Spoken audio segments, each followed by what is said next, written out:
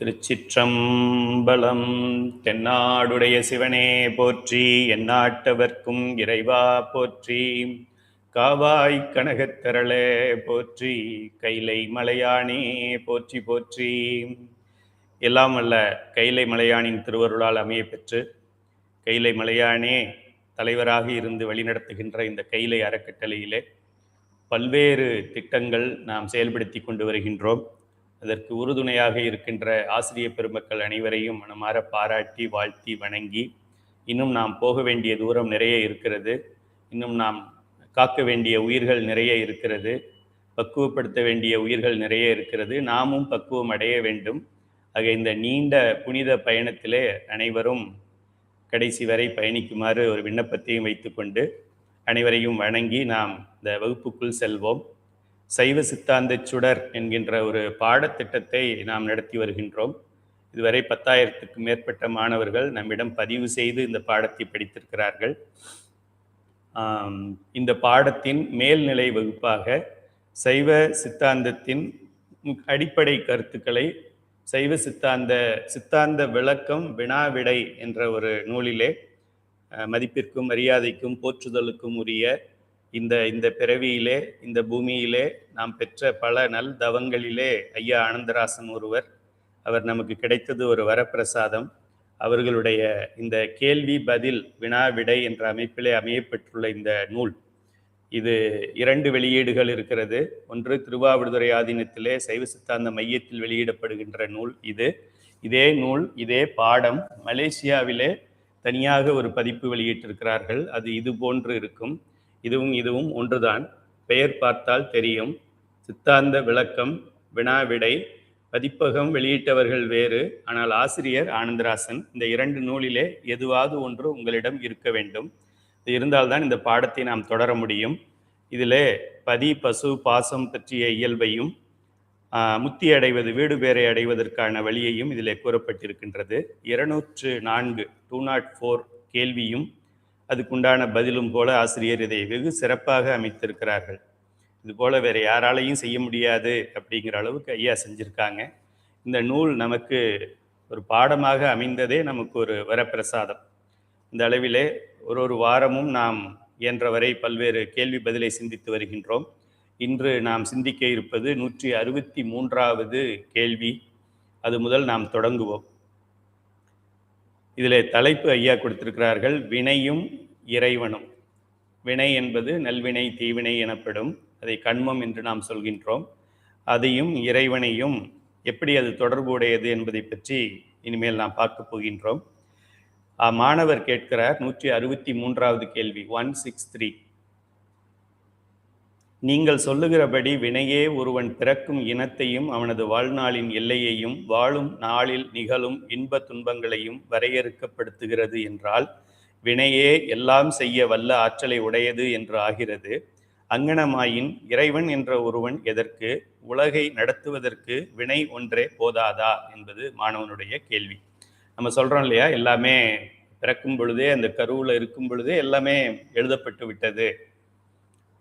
நம்ம என்ன சாப்பிட போகிறோம் அப்படிங்கிறது அந்த அரிசியிலேயே எழுதியிருக்குது. இந்த அரிசி கைலை துரைசாமின்றவருக்கு 2026 பிப்ரவரி மாதம் 26ஆம் தேதி மதிய உணவில் 2வது வாயில் ஓரமாக வர்ற அரிசி இந்த அரிசி என்று அதில் எழுதப்பட்டிருக்கிறது. அப்படின்னா அதில் எழுதியிருக்கான்னு நீங்கள் லென்ஸ் வச்சு பார்க்க வேண்டாம். அந்த அளவுக்கு ஒவ்வொரு செயல்களும் ஸ்பேஸ் டைம் ஈவெண்ட்ஸ் என்று சொல்வார்கள். இந்த இடத்துல இந்த நேரத்தில் இந்த ஈவெண்ட் நடக்க வேண்டும் என்பது ஏற்கனவே நிர்ணயிக்கப்பட்டு விட்டது அப்படின்னு சொல்கிறீங்களே. அப்புறம் அதுக்கப்புறம் எதுக்கு இதெல்லாம்? திருமுறைகள், இறைவன், அவரோட வேலையெல்லாம் என்ன இருக்குது? ஒன்ஸ் படைச்சு விட்டுட்டு இதான்ப்பா போய் சுற்றிட்டு வா அப்படின்னு சொல்லி அனுப்பிடலாமே அப்படின்னு சொல்லி மாணவர் கேட்கிறார். அதற்கு ஆசிரியருடைய பதில், வினை உயிர்களுக்கு சாதி, ஆயு, போகம் ஆகிய எல்லாவற்றையும் தரவல்லது என்றாலும் வினை அறிவில்லாத சடம் என்பதையும் அது தானே செயற்பட மாட்டாது என்பதையும் அறிவுடை பொருளாகிய இறைவன் வினையை செயல்படுத்தினால்தான் அது செயற்படும் என்பதையும் நீ எவ்விடத்தும் என்றும் மறந்துவிடக் கூடாது. வினை என்பதே என்ன? மலம் தானே, கண்மம். வினைனா கண்மம். கண்மம்னா என்ன? மலத்தில் ஒன்று, 3 மலங்களிலே ஒன்று கண்மம். மலம் என்பது சடம். ஸோ அது உள்ள எதுவாக இருந்தால் என்ன, அது மாயையாக இருந்தாலும், ஆணவமாக இருந்தாலும், கண்மமாக இருந்தாலும், நல்வினையாக இருந்தாலும், தீவினையாக இருந்தாலும் அனைத்துமே சடப்பொருள்கள். சடப்பொருள்கள் என்னதான் பாக்கெட்டில் வச்சு விட்டாலும் அதுவாக வராதுல்ல. ஒரு குழந்தைக்கு டிஃபன் பாக்ஸ் வச்சு ஸ்கூலுக்கு அனுப்புகிறோம்.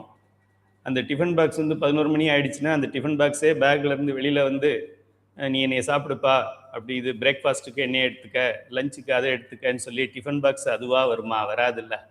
அதுபோல் ஆசிரியர் என்ன ஞாபகப்படுத்துகிறாரு, இந்த வினைகள் எல்லாமே சடப்பொருள்கள். அதனால அதுவாக வந்து அதை செயல்படுத்த முடியாது, செயல்பட்டு கொள்ளாது. நான் இப்போ துன்பத்தை தரணும் இவருக்கு அப்படின்னு அதுவே நினச்சி சரி நான் துன்பத்தை தர்றேன் அப்படின்னு சொல்கிற அளவுக்கு அதுக்கு எங்கே இருக்குது அறிவு? அதுக்கு தான் அறிவு இல்லை, மூளை இல்லை, உயிர் இல்லையே. இறைவன் வினையை எவ்வகையில் செயல்படுத்துகிறானோ அவ்வகையில் அது செயற்படுவதாகும். சரி, வினை ஒன்றும் பண்ணாது, அது அறிவற்ற பொருள். இந்த உயிர் அனுபவிக்கணும்னு வந்திருக்குல்ல, இந்த பிறவியில் நான் இன்னைக்கு இதெல்லாம் அனுபவிக்கணும்னு நான் வந்திருக்கிறேன், அதனால நான் வந்து அந்த வினையை செயல்படுத்துகிறேன் அப்படின்னு என்னால் சொல்ல முடியுமா? என்னால் வினையை செயல்படுத்த முடியும் அப்படின்னா எல்லாத்தையும் நல்வினையாகவே செயல்படுத்திக்குவேன். இன்னைக்கு காலையிலேருந்து நைட் வரைக்கும் எல்லா விஷயங்களும் நல்ல விஷயங்கள். நான் கண்ணில் பார்க்குறதெல்லாம் நல்லதாக இருக்கணும், காதில் கேட்குறதெல்லாம் நல்லதாக மாற்றிக்கலாம், வாயில் பேசுகிறதெல்லாம் நல்லதாக இருக்கலாம், சாப்பிட்றதெல்லாம் நல்லதாக இருக்கலாம், வர்ற ஃபோனெல்லாம் நல்ல ஃபோனாக வரலாம். அப்படி நம்ம மாற்றிக்க முடியுமா? முடியாதுல்ல. எந்த ஒரு உயிரும் அதை செய்ய முடியாது. ஆக வினை தானே வந்து நடத்தி கொள்ளாது, உயிர்களும் வினையை நடத்தி வைத்துக் கொள்ள இயலாது. ஆக யாரோ ஒருவன், இது இரண்டிற்கும் மேற்பட்ட சக்தியை கொண்டவன், இது இரண்டையும் இயக்கக்கூடிய வல்லமை உடையவன் வேற ஒருவன் இருக்க வேண்டும். வினை உயிர்களுக்கு சாதி ஆயு போகங்களை தருகிறது என்று கூறினாலும் இறைவன்தான் உயிர்களுக்கு அவற்றை தருகிறான் என்பதே கருத்தாகும். பேருக்கு சொல்லும் பொழுது போன பிறவியில நான் முன்னாடி செஞ்ச பாவம் எனக்கு இன்னைக்கு வந்து இப்படி வாட்டுது என்னைய அப்படின்னு சொல்றோம். அது அது இயற்கை. அது சொல்லும் பொழுது அப்படி சொல்றோம். முன்னால செஞ்ச பாவம் அது வந்து என்னைய இப்படி வாட்டுது அப்படின்னா பாவம் அதுவா வந்து வாட்டாதுல்ல. நம்ம ஒரு பெயர் சொல் மாதிரி அதை சொல்றோம். அந்த பாவம் இப்படி என்னைய வாட்டுது அப்படின்னா நடுவில் என்ன நடந்திருக்குது? அந்த பாவத்தை இறைவன் இப்படியே அமைச்சு கொடுத்துருக்கிறாரு. ஏன்னா கழியணும்ல, பாவம் பாவமாவே நின்றுட்டு இருக்கக்கூடாதுல்ல, துன்பமானாதான் அது கழியும். அதனால இறைவன் அந்த பாவத்தை எடுத்து ஒரு துன்பமா மாற்றி இந்தப்பா அப்படின்னு சொல்லி நமக்கு கொடுத்துருக்கிறார். அவ்வாறு தருவதற்கு வினை அவனுக்கு ஒரு கருவியாய் அமைகிறது. இறைவனை எழுத்தாளனோடு ஒரு வகையில் ஒப்பிட்டு கூறலாம். ஆசிரியர் வந்து உதாரணம் தர்றார். இப்போ இந்த இடத்துல வந்து ஒரு எழுத்தாளன், ரைட்டர் இருக்காங்கல்ல, அவங்க அந்த உதாரணத்தை எடுத்துக்கொள்கிறார். இறைவனை போல எழுத்தாளனும் படைப்பாளிதான். இறைவனது படைப்புக்கு வினை கருவியாகிறது, எழுத்தாளனின் படைப்புக்கு அவனது பேனா கருவியாகிறது எனலாம். எழுத்தாளர்கள் அவங்க யாராக இருந்தாலும், நமக்கு கண்ணதாசனாக இருந்தாலும் வாலியாக இருந்தாலும், அவர்கள் அந்த பாடலை எழுதியிருக்கிறார்கள், இந்த பாட்டை அவர் தான் எழுதியிருக்கிறாரு, பாரதியார் எழுதியிருக்கிறாரு அப்படின்னா பாரதியார் எழுதி எப்படி இருக்கிறார்? பாரதியார் மைண்டில் வந்ததை பேனா எழுதியிருக்கு. இப்போ அந்த பெண், அவர் யூஸ் பண்ண பெண் வந்து ஒரு கருவியாக இருந்திருக்கிறதே தவிர பெண் அதுவே கவிதை எழுதாது. எழுத்தாளன் என்பவன் சமுதாயத்தில் விழிப்புணர்வை ஏற்படுத்த வல்லவன். இதையே இன்னொரு வகையாக சொன்னால் அவனது பேனா முனை சமுதாயத்தில் விழிப்புணர்வை ஏற்படுத்தக்கூடியது எனலாம். அவருடைய பேனாவுக்கு அவ்வளோ பவர்ப்பா. அவருடைய நீப்பு சொல்கிறாங்களே, அந்த நீடில், அதுக்கு வந்து அவ்வளோ பவர். ஒரு இது போட்டார்னா அவ்வளோதான். அப்படின்னா இங்கே போடுறது அங்கே நடக்குதுன்னா பவர் இருக்குது என்று அர்த்தம். பேனா முனை சமுதாயத்தில் விழிப்புணர்வை ஏற்படுத்தக்கூடியது எனலாம். இவ்வாறு எழுத்தாளனுக்கு உரிய செயலை கருவியாகிய பேனாவின் மேல் ஏற்றி அக்கருவியே செய்வதாக கூறினாலும் முதன்மை எழுத்தாளனுக்கே அன்றி அவனது கருவிக்கு இல்லை. இப்போ இளையராஜா இருக்காரு அப்படின்னா, இளையராஜா பாடல் கேட்டா அப்படின்னு சொல்லி இப்போ நம்ம பாட்டை தான் நம்ம இளையராஜாவா நினச்சி சொல்லிக்கிட்டு இருக்கிறோம். இளையராஜா பாடல்கள் எல்லாம், அப்போது கண்ணதாசனுடைய பாடல்கள் எல்லாம், டி.எம். சௌந்தரராஜனுடைய பாடல்கள் எல்லாம், பி. சுசீலாவுடைய பாடல்கள் எல்லாம் அப்படின்னு நம்ம சொல்லும் பொழுது அவங்க அந்த ஆள் தனியாக இருக்கிறாங்க, அவங்களுடைய பாட்டின் ஒளி தனியாக இருக்கிறது. அதுபோல் அந்த பாட்டு நல்லா இருக்குது அப்படின்னு சொன்னால் அந்த பாட்டை எழுதினவர் நல்லா எழுதியிருக்கிறாருன்னு அர்த்தம்.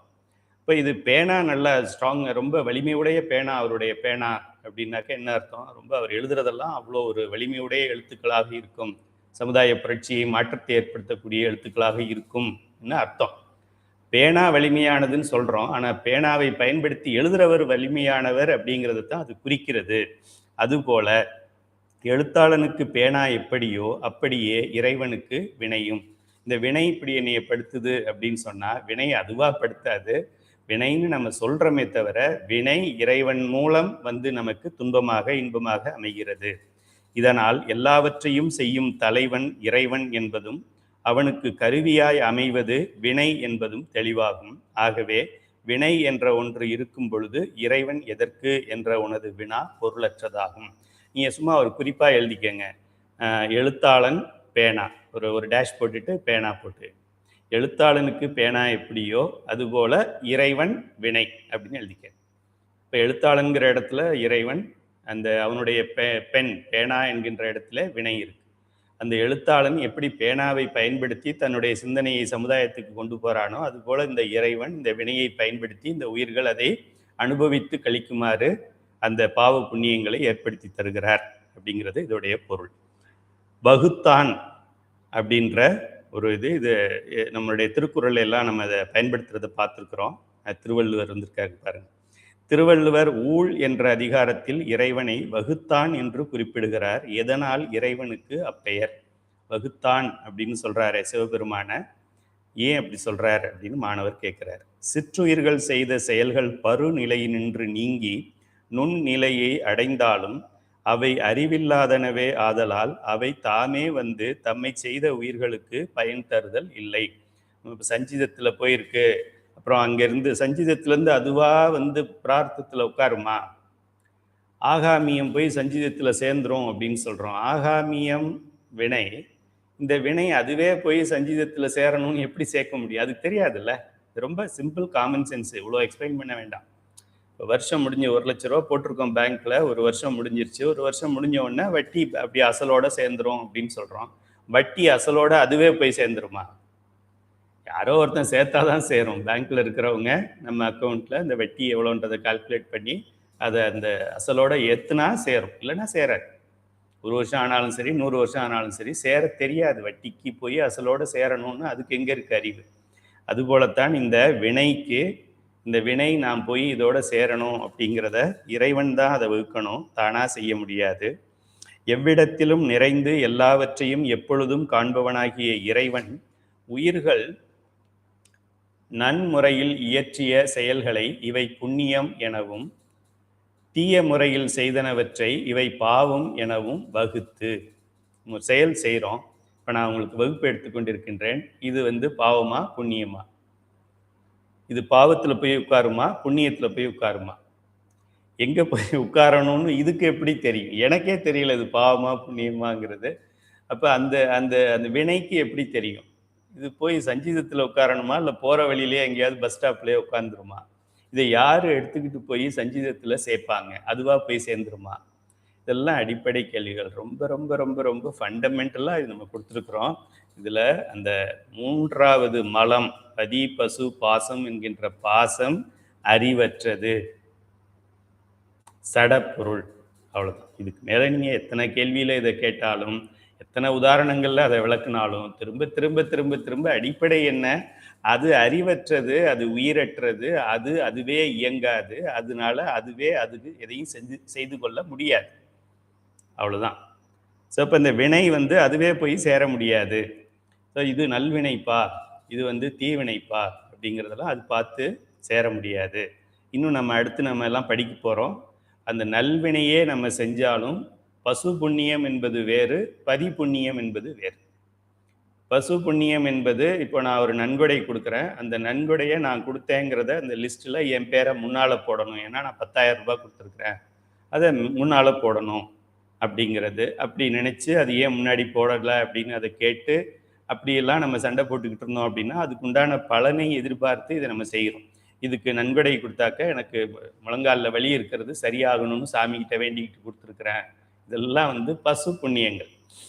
இது மீண்டும் நமக்கு இன்ப துன்பத்தை கொடுக்கும், மோட்சத்தை கொடுக்காது. சாயுச்சியத்துக்கு இது எந்த வகையிலையும் செல்லா காசாக தான் இருக்குமே தவிர செல்லும் காசாக இது வராது. யாரெல்லாம் சிவத்திற்கு நேரடியாக செய்கின்றோமோ, லிங்கத்திற்கு வழிபாடு, சிவபூசைகள் செய்வது, அது அத்தனையும் அப்படியே போய் சேர்ந்துடும். அதில் ஒன்றும் டிஸ்கவுண்டே கிடையாது.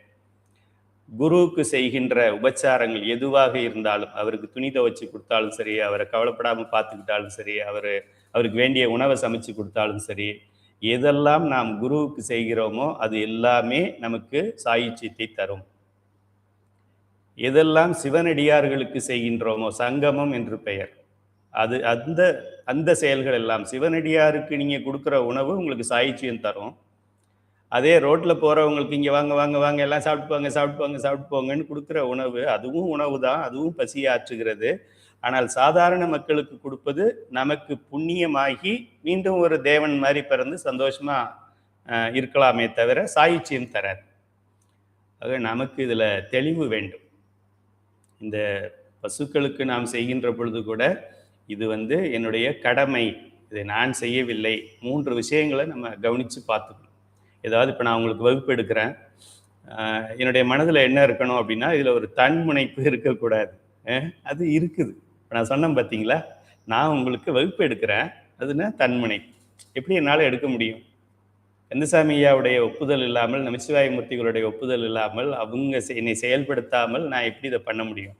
இந்த புத்தகம் 96 பக்கம், நான் இது முழுவதும் நான் எழுதினேன்னு நினைக்கிறீங்களா? இல்லை, கந்தசாமி ஐயாவும் நமச்சிவாய மூர்த்திகளும் தான் எழுதியிருக்கிறாங்கன்னு நான் படிக்கும்போதே எனக்கு தெரியுது. இதெல்லாம் நமக்கு தெரியாது, உண்மையிலே தெரியாது. இது உண்மையிலே தெரியாது, ஆனால் எழுதியிருக்கிறேன். எப்படி எழுதியிருக்கிறேன் அப்படின்னு ஆச்சரியமா இருக்கு. ஆக இது நான் செய்யவில்லை, திருவருளால் செய்யப்படுகிறது அப்படிங்கிற தன் முனைப்பு இன்றியும், அதற்கு பிறகு இதுல பிரதிபலனை எதிர்பாராமலும், இது செஞ்சா எனக்கு என்ன கிடைக்கும், இது செஞ்சா எனக்கு என்ன கிடைக்கும், இது பண்ணாக்க எனக்கு 1000 ரூபாய் கொடுப்பாங்க, இது பண்ணாக்க எனக்கு பேர் கிடைக்கும், இது பண்ணாக்க எனக்கு பாத பூசை செய்வாங்க, அப்படி எதிர்பார்த்து செய்தால் அது நமக்கு மோட்சத்தை தராது. தன்முனைப்பு இல்லாமல், பிரதிபலன் எதிர்பாராமல், மூன்றாவதாக நம்ம செய்ய வேண்டியது, இது என்னுடைய கடமை, இது என்னுடைய சாய்ஸ் கிடையாதோ, நானா பார்த்து இந்த அறக்கட்டளை நிறுவி இப்படி நடத்தி ஒரு 20,000 பேருக்கு ஒரு சந்தோஷத்தை கொடுத்துக்கிட்டு இருக்கிறேன், தற்கொலை பண்ணிக்கலான்றவங்களாம் இப்போ வாழணும்னு ஆசைப்படுறாங்க. இது வரைக்கும் யாருக்காகவோ வாழ்ந்தேன், இப்போ எனக்காக வாழ்கிறேன் அப்படின்னு சொல்கிறாங்க. இப்போ நீங்கள் இதில் சேர்ந்ததுலேருந்து காலையில் 4 மணிலேருந்து நைட்டு 10 மணி வரைக்கும் அப்படியே சிவானந்தத்திலே இருக்கிறேன்னு சொல்கிறாங்க. அதெல்லாம் அப்படியே நினச்சிக்கிட்டு நான் பண்ணியிருக்கேன் அப்படின்னு செஞ்சால் அது எல்லாமே எனக்கு ஒரு புண்ணியத்தை தரும். இந்த புண்ணியம் என்ன, ஒரு 1000 ஆண்டுகள் நான் கவலை இல்லாமல் ஒரு தேவலோகத்தில் இருந்துட்டு திரும்ப இங்கே கந்தர்வக்கோட்டையிலேயோ இல்லை கரம்பக்குடியிலேயோ பிறந்து இன்னொரு தடவை நான் வளர்ந்து இந்த பாவ புண்ணியங்களுக்கு ஏற்றாற்போல் சுற்றிக்கிட்டே இருப்பேன். இதை செய்யும் பொழுது இது என்னுடைய கடமை, என்னுடைய எஜமான், என்னுடைய தலைவன் எனக்கு இந்த பணியை கொடுத்திருக்கிறான், அதை செய்வதை தவிர வேற எனக்கு சாய்ஸ் கிடையாது. இது என்னுடைய விருப்பம் இல்லை. என்னுடைய விருப்பம் நான் என்னுடைய பிஸ்னஸ் பண்ணுறது, ஒரு நாளைக்கு இத்தனை 1000 அப்படின்னு சொல்லி நான் சம்பாதிக்கிறது. இறைவனுடைய விருப்பம் நான் இதை செய்யணும் அப்படின்னு சொல்கிறது. அதனால நான் இதை செய்து கொண்டிருக்கிறேன். இல்லைன்னா இந்த கிராமத்தில் எனக்கு என்ன இங்கே வேலை, இந்த பாடத்தை நடத்த வேண்டிய நான் இன்ஜினியர், இதுக்கும் இந்த பாடத்துக்கு எனக்கும் பரம்பரையாக சம்பந்தம் கிடையாது. ஆனால் இது செய்து கொண்டிருக்கின்றோம். இது என்னுடைய எஜமான் எனக்கு இட்ட கட்டளை, அதை நான் வேறு வழி இல்லாமல் செய்து கொண்டிருக்கின்றேன். என்ன ஒன்றுன்னா, நான் சந்தோஷமாக செய்கிறேன், பெருமானே கொடுத்தது நல்லதாக தானே இருக்கும் அப்படின்னு செய்து கொண்டிருக்கின்றேன். ஆக இந்த 3 விஷயங்களையும் குறித்து கொள்ளுங்கள். 1, தன்முனைப்பு இருக்கக்கூடாது. இதுக்கப்புறம் நமக்கு அதில் பிரதிபலன் எதிர்பார்க்கக்கூடாது. அதற்கு அடுத்தது இதை நான் செய்கிறேங்கிற தன்முனைப்போட ஒரு பகுதி தான் அது. இது என்னுடைய கடமை, இது வேற சாய்ஸ் கிடையாது. சில பேர், ஐயா ஏன் இவ்வளோ கஷ்டப்படுறீங்க, கொஞ்சம் குறைச்சிக்கங்க. இப்போ என்னத்துக்கு பாருங்க, இன்னைக்கு ஒரு திட்டம் வெளியிட்டிருக்கிறீங்க, இன்னைக்கு 2 திட்டம் வெளியிட்டிருக்கிறோம், அதை குரூப்பில் போடுறதுக்கு கூட நேரம் இல்லை. அப்படி இருக்கு, ஏன் அப்படி எல்லாத்தையும் திணிக்கிறீங்க, கொஞ்சம் வெயிட் பண்ணுங்க, ஒரு 3 மாதத்துக்கு ஒரு திட்டம், அப்படி மெதுவாக பண்ணுங்க அப்படின்னு சொல்கிறாங்க. ஆக இது நம்முடைய எண்ணம் கிடையாது, இது இறை திருவருள். இதற்காக சில ஆன்மாக்கள் காத்து கொண்டிருக்கிறது, அதுக்கிட்ட கொண்டு போய் கொடுத்துருப்பா அப்படின்னு சொன்னால் நம்ம கொடுத்து தான் ஆகணும். போஸ்ட்மேனுக்கு ஒரு நாளைக்கு நிறைய லெட்டர் வருதுன்னா ஒரு நாளைக்கு ஒன்றொன்னா கொண்டு போய் டெலிவரி பண்ணுறேன்னு சொல்ல முடியுமா? அவன் என்ன வருதோ அதை கொடுக்க வேண்டியது அவனுடைய கடமை. நீங்கள் அனைவரும் இன்று முதல் 2 விஷயங்கள், நீங்கள் மற்றவர்களுக்கு, சாதாரண உயிர்களுக்கு, ஒரு குருவிக்கு நெல் போடும் பொழுது கூட இது என்னுடைய எஜமான் எனக்கு இட்ட கட்டளை, அவன் கொடுத்த பணி, இதில் வேறு எனக்கு இதில் மாற்றுறதுக்கு அதிகாரம் இல்லை, நான் ஒரு வேலைக்காரனாக இதை நான் செய்கின்றேன், தன்முனைப்பு இல்லாமல் பிரதிபலன் எதிர்பாராமல் செய்ய வேண்டும். அப்போது நம்ம இதை நல்லதாக மாற்றிக்க முடியும். அதே போல் இந்த பசு புண்ணியம் போக பதி புண்ணியம் நமக்கு வேண்டும் என்றால் குரு லிங்க சங்கம வழிபாடு, குரு லிங்க சங்கம பணி. குருநாதனுக்கு பணி செஞ்சுக்கிட்டே இருந்து நீங்கள் திருவாவடுதுறை ஆதீனத்துக்கு போனீங்கன்னா குருமகா சன்னிதானம் அவங்க சாப்பிட்டுட்டு எழுந்திரிச்சு போவாங்க. அந்த இலையில தம்பிரான் சுவாமிகள் சாப்பிடுவார். ஏன்? மறைஞான சம்பந்தர் கூழ் குடிச்சாரு, கூழ் கீழே வடிஞ்சுது, அதை உமாபதி சிவம் குடிச்சார். கீழே வடிஞ்ச கூழ அவர் குடிச்சார். இங்க வடிஞ்சு கீழே ஊத்துறத அவர் வாங்கி குடிக்கிறார். உமாபதி சிவம் யாரு? தில்லைவாழ் அந்தணர்கள் 3000 பேருக்கும் தலைவராக இருக்கிறவர். அவரு இந்த மறைஞான சம்பந்தர் ஏற்கனவே அவர் குடிக்கிறது என்ன சொல்றது, பிச்சைக்கார கூழ். வாசல்ல அம்மா தாயே பசிக்குதுன்னு கேட்டு அவங்க அதுல கூழ் ஊத்துறத குடிக்கிறாரு. அவர் கையில வாங்கி குடிக்கிறார். அது வடியுது. இப்போ வாய்ப்பட்டு தானே வடியும். அது உமாபதி சிவம் குடிக்கிறார். ஞானத்தை பெறுவதில் இதெல்லாம் உபச்சாரங்கள். இது நம்ம அப்படி பார்க்கக்கூடாது. ஐயோ எச்சி பெற்றிருக்குமே, இவர் பல் விளக்குனாரான்னு தெரியலையே, அப்படிலாம் நம்ம நினைக்கக்கூடாது. எது வருதோ அது நமக்கு பிரசாதம், அதுதான் அமிர்தம் அப்படின்னு கண்ணை மூடிக்கிட்டு இது இறைவன் கொடுக்கறது, எனக்கு இதில் வேற சாய்ஸ் கிடையாது, நான் பண்ணுறேன்னு செய்யணும். ஆக நம்ம பதி புண்ணியங்களை ஈட்ட வேண்டும் என்றால் குரு லிங்க சங்கம சம்பந்தமாக எதை செய்கின்றோமோ அதெல்லாம் நமக்கு பதி புண்ணியம் ஆகும். ஸோ இந்த வகையில் இது பாவம் இது புண்ணியம் அப்படின்னு அந்த பாவத்துக்கு தெரியாது இது பாவம்னு, புண்ணியத்துக்கு தெரியாது இது புண்ணியம்னு சொல்லி, இன்பத்துக்கு தெரியாது இது இன்பம்னு சொல்லி, துன்பத்துக்கு தெரியாது இது துன்பம்னு சொல்லி, ரொம்ப சிம்பிளா சொல்ல போனா அல்வாவுக்கு தெரியாது அது இனிக்கும்னு சொல்லி. ரொம்ப சிம்பிளா இருக்குல்ல? அல்வா, ஜாங்கிரி, மைசூர் பாக்கு, பாதுஷா அதுக்கெல்லாமே தெரியாது அது இனிப்பு என்று. உண்மையா பொய்யா? நீங்களாம் புத்திசாலிங்க. அதுபோல் கசக்கிறது அகத்திக்கீரை, பாகற்காய் அது மாதிரி உள்ளதுக்கெல்லாம் அதுக்கு தெரியாது நம்ம கசப்பு பொருள் என்பது அதுக்கு தெரியாது. தான் என்னங்கிறது அதுக்கு தெரியாது. ஏன்னா அதுக்கு அறிவு இருக்கிறவனுக்கே இப்போ நான் திருநீர் அணியணும் உருத்ராக்கு அணியணும்னு சொல்லியே எனக்கு தெரிய மாட்டேங்குது.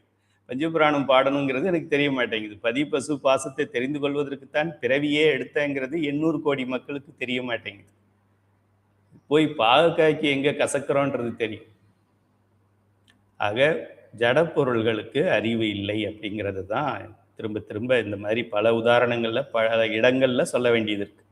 இவ்வாறு செய்யப்பட்டு முடிந்த அடுத்த நொடியிலேயே அழிந்தொழிவனவாகிய செயல்களை நீடு நிற்குமாறு வைத்து தான் அருளி செய்துள்ள அறநூலிற்கு ஏற்ப அவை அறம் எனவும் மரம் எனவும் வகுத்து அவற்றின் பயனை உயிர்கட்கு ஊட்டுகின்ற இறைவனது செயலை நாட்டினை ஆளும் அரசனது செயலோடு ஒப்பிடுதல் பொருந்தும். ஒரு உதாரணம் கொடுக்க போறார் ஆசிரியர். அரசன் இறைவன் இதை எப்படி செய்கிறான், இது பாவம் இது புண்ணியம், எது பாவம், அறநூல்களில் இதை செய்யாதன்னு சொல்லியிருக்கு, அதை செய்கிறோம் பாவம். அறநூல்களில் இது இது இதெல்லாம் தினந்தோறும் கோயிலுக்கு போகணும், பூ பறிக்கணும், மாலை போடணும், கோயிலை கூட்டணும், சுத்தமாக இருக்குதான்னு பார்க்கணும், அடியார்களை பார்த்தா சிரிக்கணும், அவங்களுக்கு ஏதாவது ஒரு உதவி செய்யணும் அப்படின்னு சொல்லப்பட்டிருக்கு. இதெல்லாம் செய்யணும்னு சொல்லியிருக்கு. செய்யணும்னு சொன்னதை நம்ம செய்யாமல் இருந்தாலும் அதுவும் பாவம்தான். அதுபோல் இது பாவமா புண்ணியமா அப்படிங்கிறத யார் பண்ணுறாங்க பிரிக்கிறாங்க அப்படின்னா சிவபெருமான் மட்டும்தான் பிரிக்க முடியும். மீதி இருக்கிறது உயிர், அதுக்கு ஒன்றும் தெரியாது, சொன்னாதான் தெரியும். இன்னொன்றுக்கு உயிரும் கிடையாது அறிவும் கிடையாது. அதுதான் தன் கீழ் வாழும் மக்கள் புரியும் நற்செயல்களை தீச்செயல்களையும் அரசன் எப்பொழுதும் கண்காணித்து நின்று உரிய காலத்தில் அவற்றை செய்தோருக்கு கருணையையும் உறுப்பாகிய தண்டத்தையும் வழங்குகின்றான்.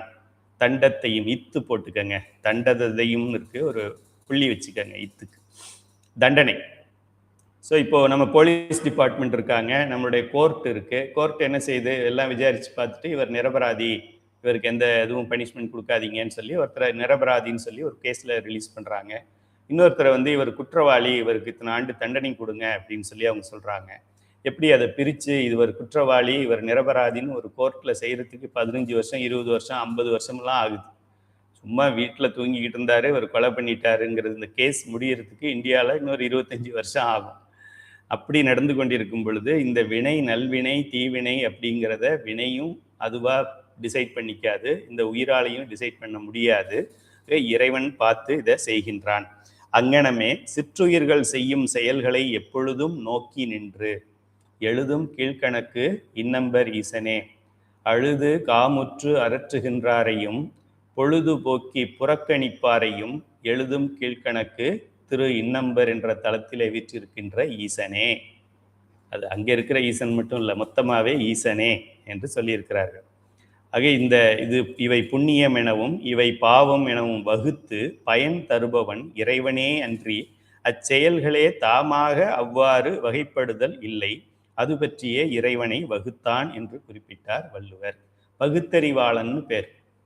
பகுத்து அறிகிறான்ல, இது பாவம், இது புண்ணியம், இந்த புண்ணியத்திற்கு இன்பம், இந்த பாவத்திற்கு துன்பம், அது அடுத்த பிறவில இவ்வளவு துன்பம், அதுக்கு அடுத்ததுல 80%, அதுக்கு அடுத்ததுல 70%, அப்படி அதெல்லாம் பார்க்கணும், பிரிக்கணும்.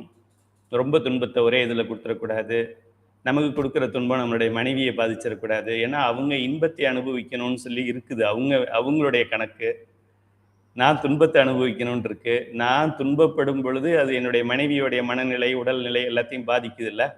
அப்போது என்னுடைய துன்பத்தால் அவங்க துன்பப்படக்கூடாது. இப்போ அவங்களுக்கு இன்பமாக இருக்கணும், எனக்கு துன்பமாக இருக்கணும். அது என்னவா இருக்கும்? இதெல்லாம் சிவபெருமான் பார்த்து, சரி இதை சமையலில் கொடுத்தா சரியாக இருக்குமா?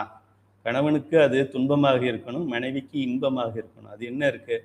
சப்போஸ் பட்டுப்புடவை வாங்கி கொடுக்க சொல்லலாம், இல்லைன்னா ஒரு நெக்லஸ் வாங்கி கொடுக்க சொல்லலாம். இது கணவனுக்கு துன்பமாக இருக்கும், மனைவிக்கு இன்பமாக இருக்கும். ஓகே, சரி, அப்படி ஒரு பலனை கொடுப்போம் அப்படின்னு இறைவன் மார்க்கெட்டில் எது என்ன விலைக்கு போய்கிட்டு இருக்குன்னு பார்த்து விலைக்கு செய்கின்றான். அதனால அவனுக்கு பகுத்தறிவாளன் என்று பெயர். குறிச்சுக்கங்க, பகுத்தறிவாளன் தான் வகுத்தான் என்று பெயர்.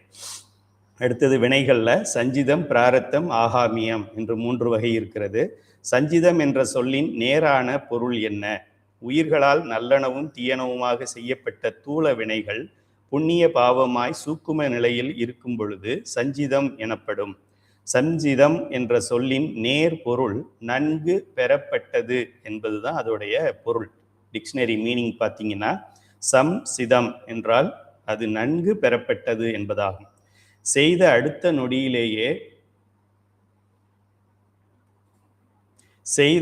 நொடியில் அழிந்தொழியும் வினைகளை இறைவனே நுண்ணிலையில் நிறுத்தி அவற்றை புண்ணியம் எனவும் பாவம் எனவும் வகைப்படுத்தி அவை பிராரத்தமாய் வரும் வரையில் புத்தியின் கண் பற்றி நிற்குமாறு செய்வன்.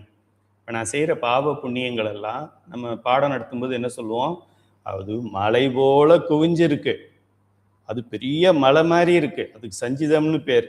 அதுலேருந்து கொஞ்சம் எடுத்து அப்படின்னு கையை மேலே காமிப்போம். ஏதோ மேலே டேங்க்ல இருக்கிற மாதிரி, வாட்டர் டேங்க் இருக்குது, அதுலேருந்து 1 லிட்டர் தண்ணி எடுக்கிறோன்ற மாதிரி ஒரு பொருள் புரியறதுக்காக அப்படி காமிப்போம். அப்படியெல்லாம் எங்கேயும் போய் பதிய முடியாது, உயிரில் தான் பதிய முடியும். அப்படியெல்லாம் எல்லாரோட பாவமும் ஒரு இடத்துல ஸ்டோர் ஆகிருக்கு, எல்லாரோடைய புண்ணியமும் இன்னொரு இடத்துல ஸ்டோர் ஆகிருக்கு, அவங்கவுங்க போய் எடுத்துக்குவாங்க அப்படின்னா நான் அது எங்கே இருக்குன்னு பார்த்து எல்லா புண்ணியத்தையும் நான் எடுத்துக்கிட்டு வந்துடுவேன், பாவத்தெல்லாம் அங்கேயே விட்டுட்டு வந்துடுவேன். ஆக செய்த அடுத்த நொடியில் அழிந்தொழியும் வினைகளை இறைவனே நுண்ணிலையில் நிறுத்தி அவற்றை புண்ணியம் எனவும் பாவம் எனவும் வகைப்படுத்தி அவை பிராரத்தமாய் வரும் வரையில் புத்தியின் கண் பற்றி நிற்குமாறு செய்வன். இந்த தூளத்திலிருந்து சூக்குமத்துக்கெல்லாம் சொல்றாங்க இல்லையா? தூளம் 36 தத்துவங்கள் வரிசையில் கீழே இருக்கிற 24 தத்துவங்களிலே, ஆன்ம தத்துவங்களிலே செய்யப்படுகின்ற வினைகள் அந்த நம்மளுடைய எது சொல்றது வித்யா தத்துவங்கள், அதுல காலம், நியதி, கலை, வித்தை, அராகம் அப்படின்னு இருக்கு இல்லையா? அதுல இருக்கிற அந்த புத்தி தத்துவத்துல போய் இது எல்லாமே ஸ்டோர் பண்ணப்படுது. பென்ட்ரைவ், அதுதான் அந்த பென்ட்ரைவ்ல தான் எல்லாமே ஸ்டோர் பண்ணி வச்சிருக்குது, வேற எங்கேயும் தனியா ஸ்டோர் பண்ணி வைக்கவில்லை. ஆக இது எப்போ உயிரோடவே இது போய் கொண்டிருக்கும். ஏன்னா அது பஞ்ச கஞ்சுகம் என்று சொல்லுவோம், அந்த கஞ்சுகத்தோட உயிர் போகும். இப்போ அந்த கஞ்சுகத்தில் ஒன்று இந்த பாவத்தையும் எடுத்துக்கிட்டு போகும் அப்படிங்கிறதான் இதோடைய பெயர். அவரவர் புத்தியில் விளங்கி கிடத்தலின் நன்கு பெறப்பட்டது என்ற பொருளில் சஞ்சிதம் எனப்படுகிறது. நன்கு பெறப்பட்டதுன்னு ஏன் சொல்லியிருக்கோம்? அவரவர் புத்தியிலேயே அதை வச்சு அனுப்பியாச்சு. எல்லாரும் இங்கே வச்சுட்டு போங்க, அப்புறம் எல்லாரும் எடுத்துக்கிட்டு போங்கன்னு சொன்னாக்கா பையை மாற்றி எடுத்துக்கிட்டு போயிடுவோம். நம்ம அவங்கவுங்க பர்ஸில் இதை நீங்கள் வச்சுக்கோங்க, ஐடி கார்டை வச்சுக்கோங்கன்னு சொல்லிட்டா குழப்பம் இல்லாமல் இருக்கும். அதனால சிவபெருமான் அவங்கவுங்க உயிரோட அவங்கவுங்க பாவ புண்ணியத்தை சேர்த்து அனுப்பி விட்டுருவார். இப்போ மகாபாரதத்தில் கிருஷ்ண பரமாத்மா என்ன சொல்றாரு? நீ எதை கொண்டு வந்தாய், எதை எடுத்து செல்வதற்கு அப்படின்னு கேட்குறாரு. அது தவறு தானே? சொல்றது தவறு தானே? எதை கொண்டு வந்தாய்? உயிர் வரும்பொழுது எதை கொண்டு வரும்? இப்போ சஞ்சிதத்தையும் கொண்டுகிட்டு தான் வருது, பிராரத்தத்தை மட்டும் கொண்டு வரல. சஞ்சிதம் எங்க இருக்கு? சஞ்சிதம் தனியா வேற உலகத்துல இருக்கா? சஞ்சிதமும் உயிருக்குள்ள இருக்கு. அதுல பிராரத்த போர்ஷன் இறைவன் அலோவ் பண்ணது மட்டும் செயல்படுது, மற்றது செயல்படாம அங்கேயே நின்னுக்குது. எதை கொண்டு வந்தாய்? சஞ்சிதமும் அதுல இருந்து கொஞ்சம் பிராரத்தத்தையும் நான் கொண்டு வந்தேன். செயல்படுவதற்கு, இந்த பிறவியில் செயல்படுவதற்கு உண்டான பிராரத்தத்தையும் மீதி இருக்கிற சஞ்சிதத்தையும் கொண்டு வந்தேன். எதை எடுத்து செல்கிறாய்? அத மீதி இருக்கிற சஞ்சிதம் இருக்குது, புதுசா ஆகாமியம் ஒண்ணு இருக்கு, அதை எடுத்து செல்கின்றேன். அதுதான். அப்ப ஏன் கிருஷ்ணனுக்கு இது தெரியாதா? கிருஷ்ணனுக்கு தெரியாததா? ஈரடியாலே மூவுலகு அளந்தவன். சிவபெருமானுக்கு கல்யாணம் பண்ணி வைக்கிறவன் அவன்தான். அவனுக்கு தெரியாதா இது? ஏன் அப்படி சொன்னாரு? தூளத்துல இருக்கிறத சொல்லியிருக்கிறாரு. 24 தத்துவங்களுக்கு அதிபதி அவர். சொர்க்கவாசல் திறக்கிறாங்க அப்படின்னா 24 தத்துவத்தை தாண்டி இந்த உயிர் போயிடுச்சு. அதாவது சகலராக இருந்த உயிர் இப்போ பிரளயகலர் அளவுக்கு இது தேர்ச்சி பெற்று விட்டது அப்படின்னு என் கிளாஸ்ல அந்த பையன் 5ஆம் வகுப்பு ஆசிரியர் என்ன பண்ணுவாங்க, என்கிட்ட 5ஆம் வகுப்பு படித்தான், quarterly, half yearly, final year எல்லாம் கரெக்டாக எழுதிட்டான், இந்த பையனை நான் பாஸ் போடுறேன், இவன் இனிமேல் 6ஆவதுக்கு போவான் அப்படின்னு டீச்சர் பாஸ் போடுற மாதிரி கிருஷ்ண பரமாத்மா 24 தத்துவங்களுக்கு அப்புறம் இந்த உயிர் கிராஸ் பண்ணி போனால் அதுக்கு சொர்க்கத்தை கொடுத்து விடுவார். 24ல் ஒரு சொர்க்கம் இருக்கு, அந்த சொர்க்கத்தை தான் அவர் கொடுக்க முடியுமே தவிர சாயுச்சியத்தை கொடுக்க முடியாது. சாயுச்சியத்தை நமக்கு அவர் கொடுக்க முடியும்னா அவரே சாயுச்சியத்துக்கு போயிருக்கலாமே. அவரே சாயுச்சியத்துக்கு போயிருந்தா அவருக்கு பிறவி கிடையாதே. புரியுதா? பிரம்மா கொடுக்க முடியும்னா பிரம்மா கொடுக்க முடியும் அப்படின்னா அவர் இங்க பிறவி எடுத்திருக்க மாட்டாரு. யாரெல்லாம் பிறவி எடுத்தார்களோ அவங்க சாயுச்சியத்தில் இல்லைன்னு தானே அர்த்தம். சாயுச்சியத்தை பார்க்காதவங்க சாயுச்சியம் எப்படி கொடுக்க முடியும் நமக்கு?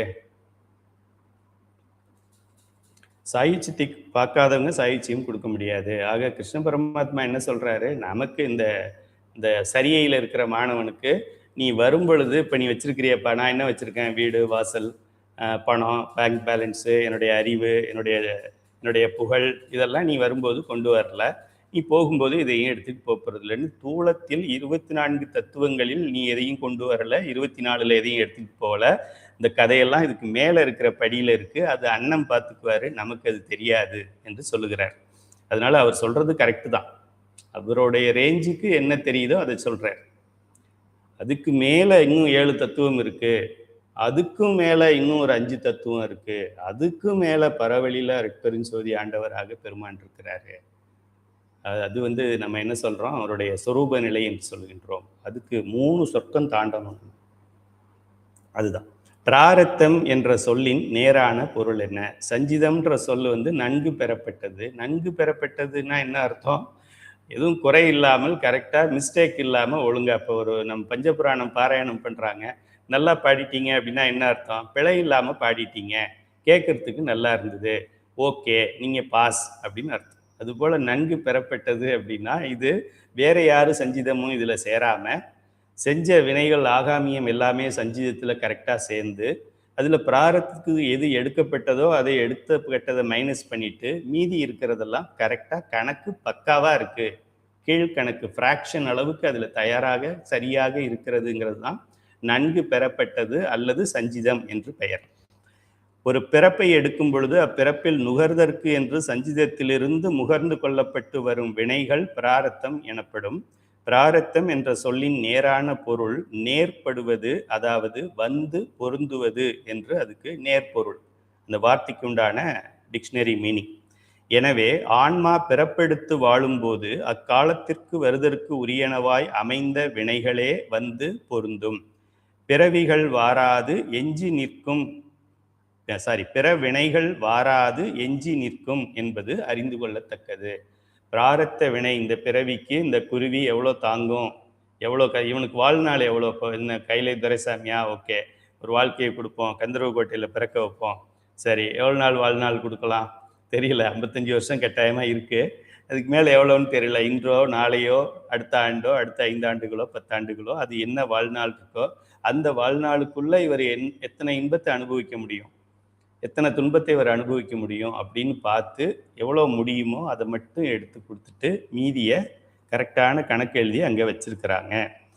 பிற வினைகள் வாராது எஞ்சி நிற்கும் என்று அறிந்து கொள்ளத்தக்கது. சஞ்சிதம் எல்லாத்தையும் எடுத்துக்கிட்டு வரல, எடுத்துக்கிட்டது போக மீதி அங்கே இருக்கு அப்படிங்கிறத தெரிந்து கொள்கின்றோம். ஆகாமியம் என்ற சொல்லின் நேரான பொருள் என்ன? சஞ்சிதத்திலிருந்து இப்பிறப்பிற்கென எடுத்துக்கொள்ளப்பட்டு வந்த பிராரத்த வினை தன் பயனை கூட்டுவிக்கும் பொழுது உயிரின் உள்ளத்தில் நல்வினை பயனை நுகர்தலில் விருப்பும். அதாவது நல்வினை அது அனுபவத்துக்கு வரும் பொழுது இன்பமாக வரும். ஏன் வரும்? அது அதோட இயல்பு, அது வரும். இப்போ ஆகாமியம்ங்கிறது என்ன? நான் அதுக்கு எப்படி ரியாக்ஷன் பண்றேன், நான் அதை எப்படி எடுத்துக்கிறேன் அப்படிங்கிறத பொறுத்து தான் இந்த ஆகாமியம்ங்கிறது வருது. இப்போ நல்லா நீங்க தெரிஞ்சுக்கணும், வினை தீவினை துன்பமாக, அது நம்ம வேயுறு தோழிப்பங்களில் வர்றது மாதிரி நம்மளை சார்ந்திருக்கின்ற உயிரினங்கள் மூலமாகவோ உயிரற்ற பொருள்கள் மூலமாகவோ ஜடப்பொருள்கள், இது என்ன சொல்றது, வெள்ளம், புயல், அது நிலநடுக்கம், அது மூலமாகவோ ஏதாவது ஒரு வகையில் அது நமக்கு துன்பமாக வரும். அந்த துன்பமாக வருவதை இது துன்பமாக வந்துள்ளது, ஓகே வந்திருக்கு அப்படிங்கிறதோட விட்டுறணுமே தவிர, ஐயோ துன்பம் ஆயிடுச்சே அப்படின்னு நம்ம அதுக்காக வருந்தினோம் என்றால் ஆகாமியம் ஆகிவிடும். அதுபோல் இன்பம் வரும்போது நான் பண்ணிட்டேன், நான் சாதிச்சிட்டேன், நான் பண்ணிட்டேன் அப்படின்னு காலரை யார் யாரெல்லாம் தூக்குறாங்களோ அதெல்லாமே அவங்களுக்கு துன்பமாக போய்விடும். ஆக உயிரின் உள்ளத்தில் நல்வினை பயனை நுகர்தலில் விருப்பும் தீவினை பயனை நுகர்தலில் வெறுப்பும் உண்டாகும். எனவே அவ்விருப்பு வெறுப்புக்கு ஏற்ற சொல்லும் செயலும் நிகழாமல் போகா. இவ்வாறு மனம், மொழி, மெய் என்னும் மூன்றும் செயற்படுவதே உயிர்களுக்கு புது வினை ஆகும். அந்த வினையை நம்ம அனுபவிக்கும் பொழுது மனதால் இப்படி பண்ணிட்டானே, அவன் குடும்ப நாசமாக போக, அழிஞ்சு போக அப்படின்னு நம்ம நினச்சோம்னா அது நம்ம ஆகாமியம் ஆயிடும். அவன் ஒன்றும் பண்ணலை, நீ பண்ணதைத்தான் அது வந்திருக்குது. நீ பண்ணதை சிவபெருமான் உனக்கு கொடுத்துருக்குற, அவராக கொடுக்கல, நீ பண்ணது. அது காரணம் நம்ம தான், மற்றவங்களை பற்றி நம்ம வருத்தப்பட்டு பிரயோஜனம் இல்லை. இம்முறையில் பழவினை நுகர்ச்சியில் புதுவினையின் தோற்றம் நிகழவே செய்யும்.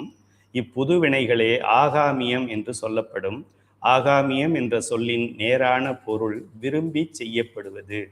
நல்லா தெரிஞ்சுக்கங்க, பைபிள் படிக்கிறவங்களுக்கு தெரியும்.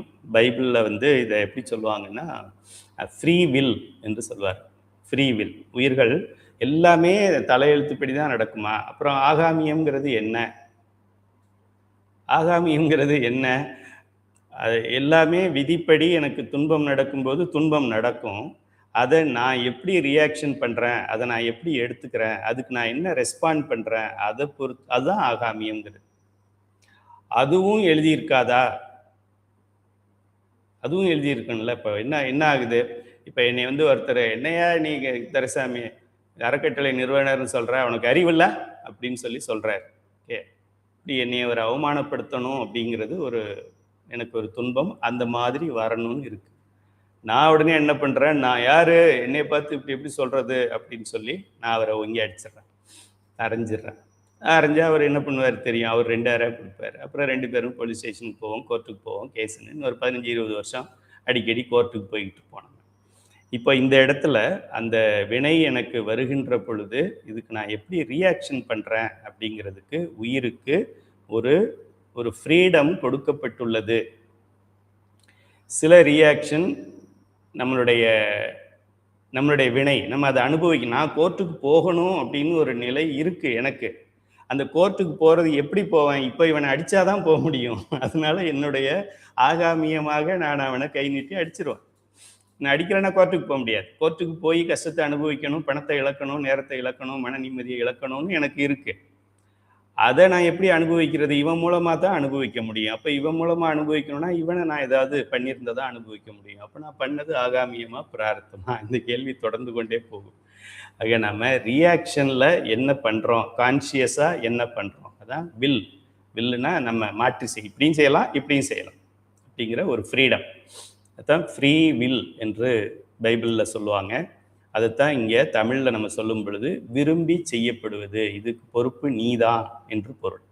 அடுத்து புதுவினை உண்டாதல். முற்பிறப்பிற் செய்த வினை முழுவதையும் இப்பிறப்பில் அனுபவித்து விட்டால் அடுத்த பிறப்பிற்கு வினை இல்லாது போகுமே. அங்கனமாயின் அடுத்த பிறப்பு எவ்வாறு நிகழும், அடுத்த பிறப்புக்கு காரணமான வினை எவ்வாறு தோன்றும் அப்படின்னு கேட்குறார் மாணவர். நமக்கு இதுக்கெல்லாம் ஏற்கனவே பதில் தெரியும். சஞ்சிதங்கிறது பெருசு, எடுத்துக்கிட்டு வந்தது கொஞ்சம் அப்படிங்கிறது நமக்கு தெரியும். ஆசிரியர் எப்படி அதை விளக்குறாருன்னு பார்ப்போம்.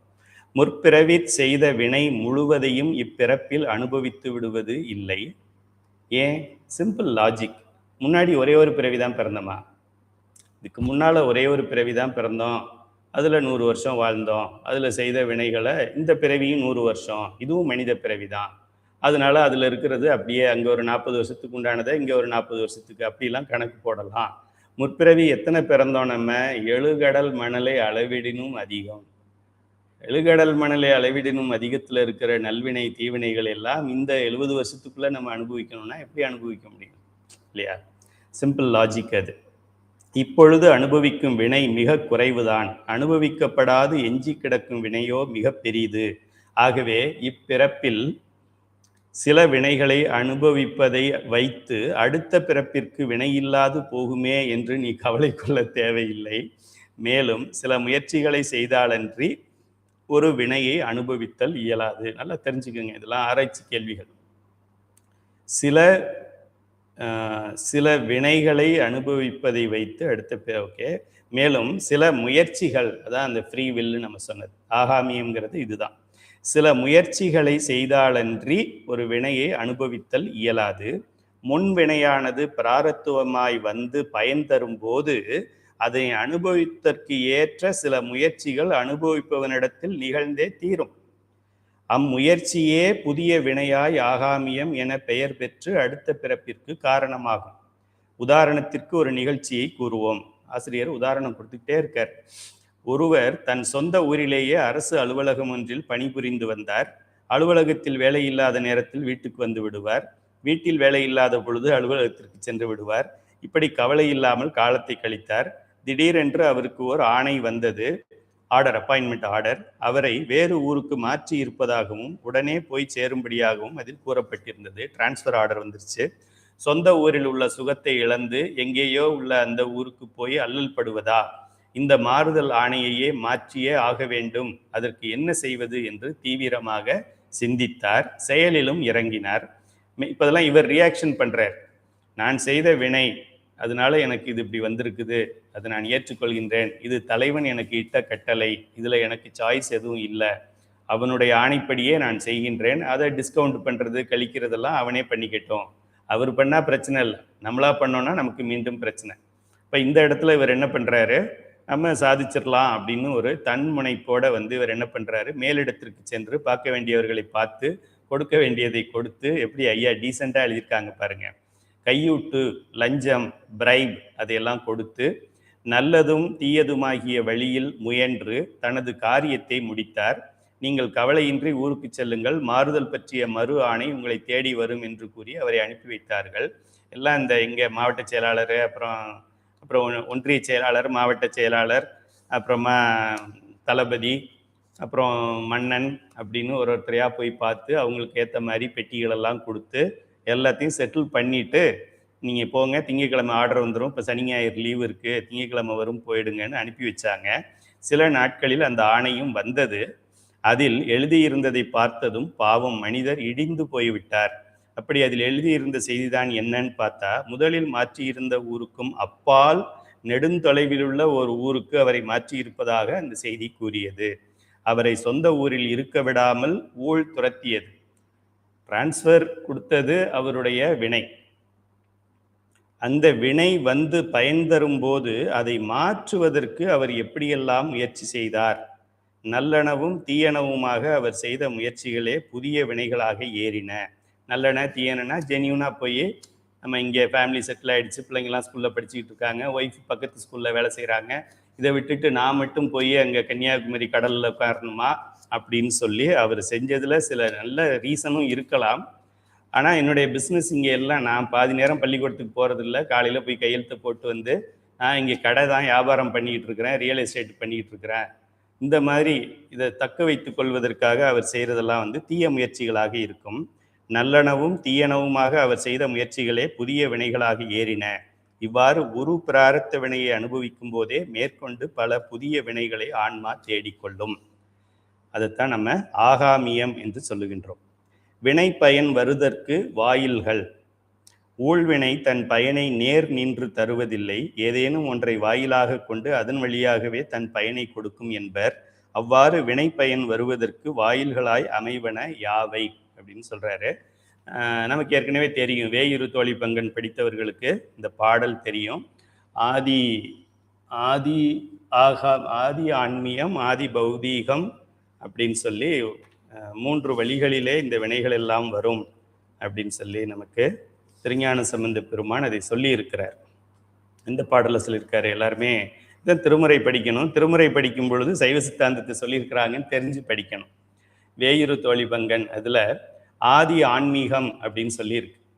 இப்போ என்னுடைய வினைகள், நான் செய்த நல்வினை தீவினையெல்லாம் எப்படி வரும் அப்படின்னா, தன்னாலும் பிறராலும் பிற உயிர்களால் மனைவியால் வரலாம், மாடால் வரலாம், நாயால் வரலாம். ஏதாவது ஒரு உயிரினத்தால் நமக்கு நாம் செய்த இன்ப துன்பங்களுக்கு உண்டான பாவ புண்ணியங்களுக்கு ஏற்ற இன்ப துன்பங்கள், ஏதாவது உயிரினங்கள், பாம்பு வந்து கடிச்சிருச்சு அப்படி இருக்கலாம், பள்ளி தலையில் விழுந்துருச்சு அப்படி இருக்கலாம், கரப்பாம்பூச்சி கடிச்சிது அப்படி இருக்கலாம், சிங்கம் கடிச்சிருச்சு, சிறுத்தை கடிச்சிருச்சு அப்படி இருக்கலாம், இல்லை ஒய்ஃபு திட்டாங்க, கணவன் திட்டாரு அப்படி கூட இருக்கலாம்.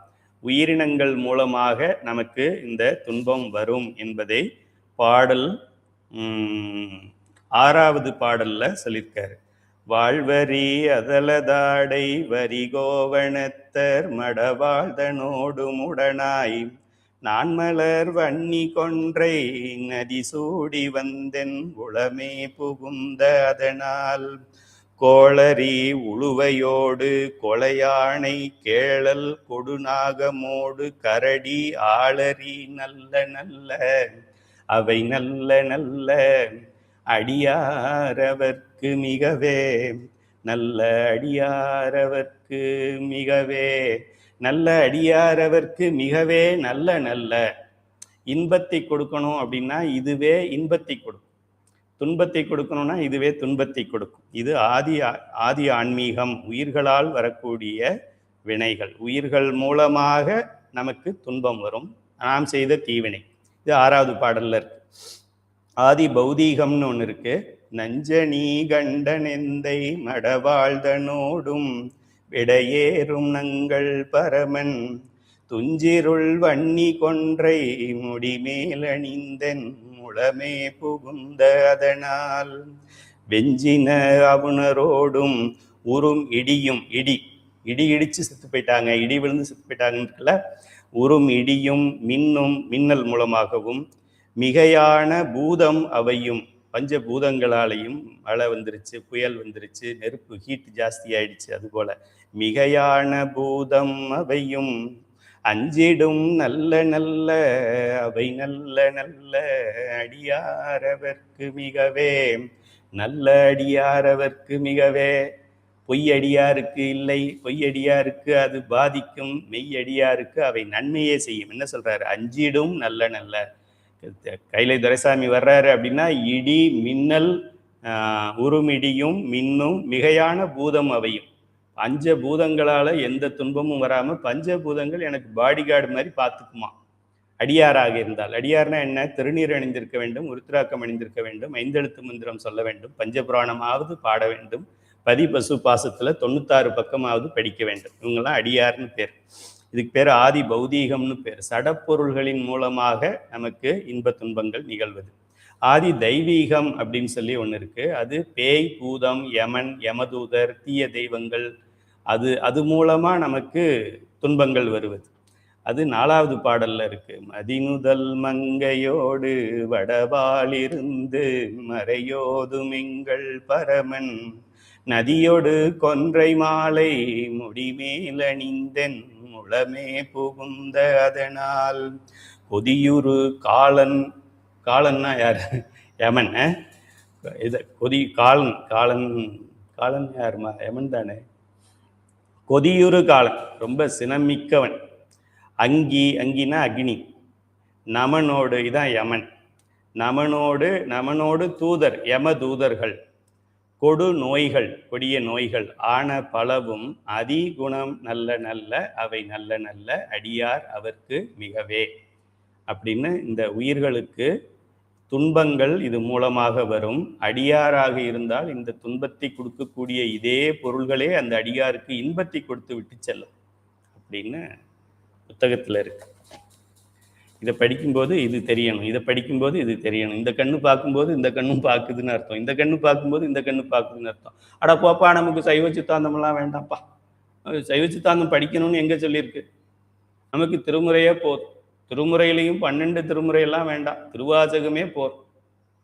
நமக்கு உளவார பணியே போரும்ப்பா, திருவாசகம் கூட தேவையில்லை. இப்போ என்ன, இப்போ அப்பர் சுவாமிகள் என்ன திருவாசகம் படித்தா சொர்க்கத்துக்கு போனார்? இவர் ஏன்னா இவர் ரொம்ப அப்பர் சுவாமியை இவர் புரிஞ்சு வச்சிருக்காரு பாருங்க. அப்பர் சுவாமிகள் என்ன திருவாசகம் முற்றோதலா பண்ணார்?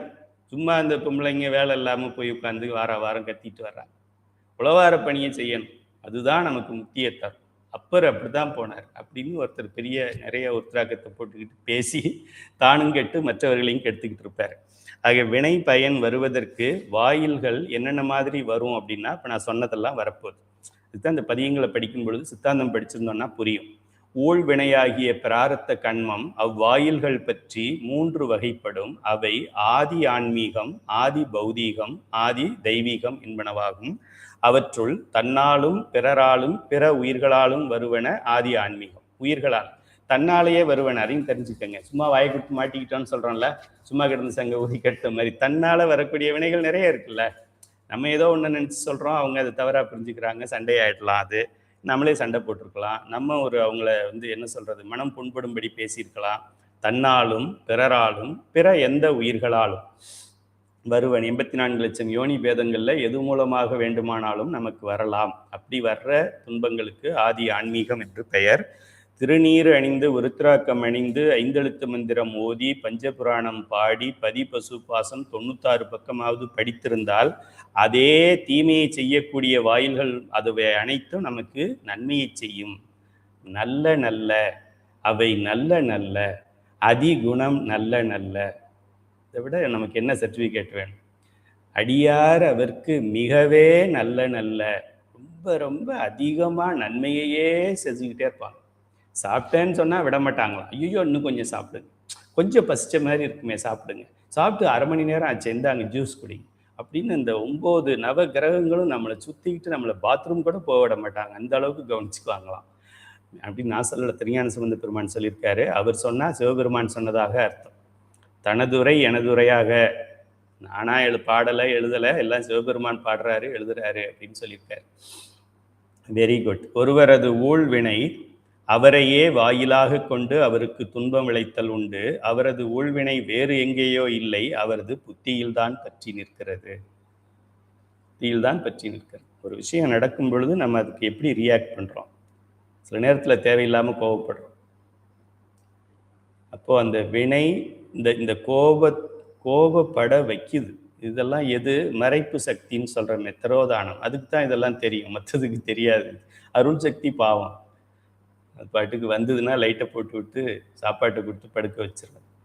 இந்த திரோதானம் தான் பார்த்து பார்த்து கொடுக்கணும். நான் மாட்டிக்கிற மாதிரி நான் ஒரு வார்த்தையை நான் விடணும். இப்போ என்னை போல் வகுப்பு எடுக்கிறவங்க, பேராசிரியர்கள், மேடையில் பேசுகிறவங்க ஏதாவது ஒரு உணர்ச்சி வசப்பட்டு ஒரு வார்த்தையை தவறாக பயன்படுத்திட்டாங்கன்னா நாளைக்கு ஃபுல்லாக எல்லா வாட்ஸ்அப்லேயும், எல்லா உலகத்துலேயும், எல்லா யூடியூப்லேயும், எல்லா டிவி சேனல்லையும் அதே தான் பற்றி பேசிக்கிட்டு இருப்பாங்க. இப்போ கூட சமீபத்தில் நம்ம நயினார் நாகேந்திரன் பிஜேபி தமிழ்நாடு தலைவர், அவர் விஜய் ஆக்டரை யாரோ ஒரு நடிகையோட சம்மந்தப்படுத்தி பேசிட்டாரு அப்படின்னு அவர் எப்படி அப்படி பேசலாம்? சொந்த வாழ்க்கையை எப்படி பேசலாம்? அவங்க வாழ்க்கையை பற்றி இவர் ஏன் பேசினாருன்னு சொல்லி எல்லா டிவிலையும் 5 பேர் உட்காந்து பேசிக்கிட்டு இருக்கிறான் 2 மணி நேரத்துக்கு. வேற வேலை கிடையாது அவங்களுக்கு. அத்தனை பேரும் நமச்சிவாய நமச்சிவாய நமச்சிவாய நமச்சிவாய நமச்சிவாய நமச்சிவாய நமச்சிவாயன்னு சொல்லியிருந்தாங்கன்னா இந்த நாடு சொர்க்கலோகமாக இருக்கும். சொர்க்கத்துக்கு தனியாக போக வேண்டும். அத்தனை பேரும் இப்படியே பேசிக்கிட்டே காலத்தை ஓட்டிக்கிட்டு இருக்கிறதுனால அதை பார்த்து ஒரு வீட்லேயும் 10-15 பேர் இங்கே இவங்க சண்டை போட்டுக்கிட்டு இருக்கிறதுனால உலகம் இப்படி போய்கிட்டு இருக்கு. இக்கட்டான ஒரு சூழலில் அவர் சரியானதொரு முடிவை எடுக்க வேண்டிய தருணத்தில் புத்தியில் உள்ள அவரது வினை புத்தியை தவறான பாதையில் செலுத்தி தவறான முடிவை எடுக்கும்படி செய்துவிடும். நான் ஏற்கனவே சென்ற வகுப்பில் நான் அதை சொல்லியிருந்தேன். 1 லட்சம் போட்டால் ஒரு வருஷத்தில் ஒரு மாதத்தில் உங்களுக்கு 2 லட்சம் வந்து, அந்த 2,00,000த்துல 1,00,000 வச்சுக்கிட்டு இன்னொரு 1,00,000 போட்டிங்கன்னா 3வது மாசத்துல 3,00,000 வரும், 4வது மாசத்துல 4,00,000 வரும், 5வது மாசத்துல 5,00,000, 12 மாசத்துல உங்களுக்கு 12,00,000 வரும். அப்படின்னு உடனே இருக்கிற நகையெல்லாம் கொண்டு போய் அடகு வச்சுட்டு வித்துட்டு 1,00,000 கொடுத்தா 1,00,000 2,00,000 கொடுப்பாங்க, முதல்ல கொடுப்பாங்க. 2 திரும்ப போட்டோம் அப்படின்னா அந்த கடையை பூட்டிட்டு அவன் போயிடுவான் வேற ஊருக்கு. அப்புறம் தான் தெரியும் நம்ம பேராசைப்பட்டு விட்டோம் அப்படின்னு சொல்லி. ஆக இந்த மாதிரி விஷயத்துல நல்லா படிச்ச ப்ரொஃபஸர், இப்போ கூட போன வாரம் ஒரு ப்ரொஃபஸர் எனக்கு ஃபோன் பண்ணியிருந்தார். ரொம்ப பெரிய பிரில்லியன்ட் அவர். இது மாதிரி ஒரு ப்ரொப்போசல் சொல்றாங்க, நமக்கு வந்து இப்போ ஒரு 1,00,000 நம்ம கட்டணுமா, நம்ம பேர்ல இப்பவே ஒரு பிளாட்டை ரிஜிஸ்டர் பண்ணி கொடுத்துருவாங்களாம். அது போக 3வது வருஷத்துல இருந்து நமக்கு 2,00,000, 3,00,000, 4,00,000 அப்படி கொடுப்பாங்களாம். நான் ஒரு 5,00,000 போடலான் இருக்கேன், நீங்க ஏதாவது போடுறீங்களான்னு கேட்டாரு. அதுல போய் போடுறதுக்கு நான் இந்த காவேரி ஆத்துலயாவது போடலாம், அதனால அதுல நான் போட வேண்டாம், நீங்க படிச்சிருக்கிறீங்க, எப்படி ஒருவனால 1,00,000 ரூபாய்க்கு அடுத்த ஆண்டு 2,00,000, அதுக்கு அடுத்த ஆண்டு 3,00,000, அடுத்த ஆண்டு 4,00,000, அடுத்த 10 ஆண்டுகளுக்கு இது 3, 2, 4, 5, 6ன்னு கூட்டினா கிட்டத்தட்ட 32,00,000 ரூபாய் வருது. 1,00,000க்கு 32,00,000 சம்பாதிச்சு கொடுக்குற அளவுக்கு அவனுக்கு என்ன பிசினஸ் இருக்கு? அதை பார்த்த உடனே தெரிய வேண்டாம் பொய்ன்னு சொல்லி. இதை நான் ஒரு பெரிய அறிவாளின்னு நினைச்சுக்கிட்டு இருக்கிற ஒருத்தர் அவர் எனக்கு ஃபோன் பண்ணி என்னையும் போட சொன்னார் பணம். சரிங்க, ரொம்ப நல்லது. அவர் போட்டாரா போடலையான்னு தெரியல, அவரோட புத்தி தத்துவம் எப்படி வேலை செஞ்சதுன்னு தெரியல. அவர் சரியானதொரு முடிவை எடுக்க வேண்டிய தருணத்தில் புத்தியில் உள்ள அவரது வினை புத்தியை தவறான பாதையில் செலுத்தி தவறான முடிவை எடுக்கும்படி செய்துவிடும். அதன் பயனாக அவருக்கு பெருந்துன்பம் வந்து சேரும். இத்துன்பம் வருவதற்கு பிறர் யாரும் காரணம் அல்லர், பிராரத்தம் அவர் அவரையே வாயிலாக கொண்டு அவரவருக்கு இவ்வாறு துன்பம் தருதல் உண்டு. இது தன்னிலை. நம்ம இலக்கணத்துல தன்னிலை,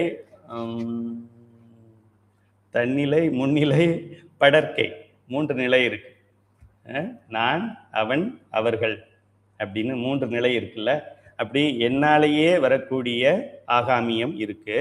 இனி பிறரை வாயிலாக கொண்டு வினை துன்பங்கள் வந்து வருத்தும் என்பது வெளிப்படையாக தெரிந்த உண்மை.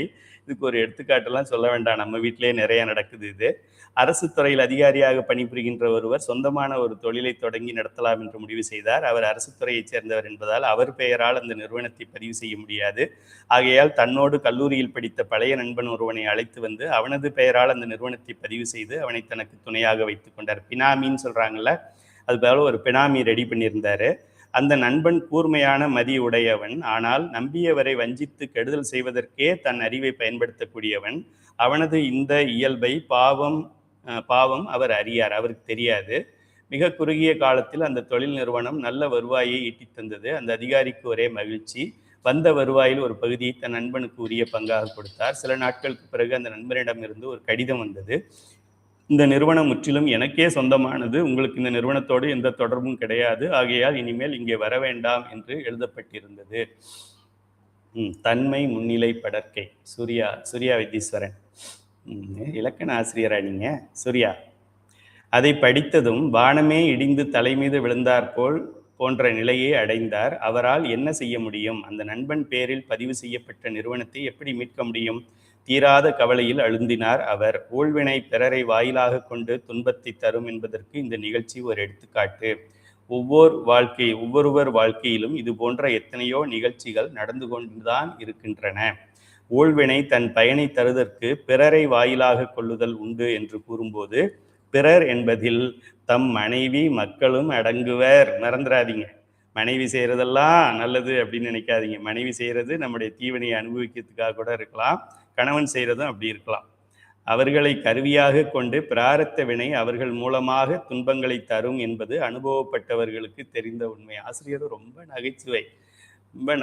இப்போ எல்லாம் யதார்த்தத்தை ரொம்ப ஈஸியா சொல்லிக்கிட்டே வர்றாங்க. நிறைய பாதிக்கப்பட்டிருப்பாங்கன்னு நினைக்கிறேன்.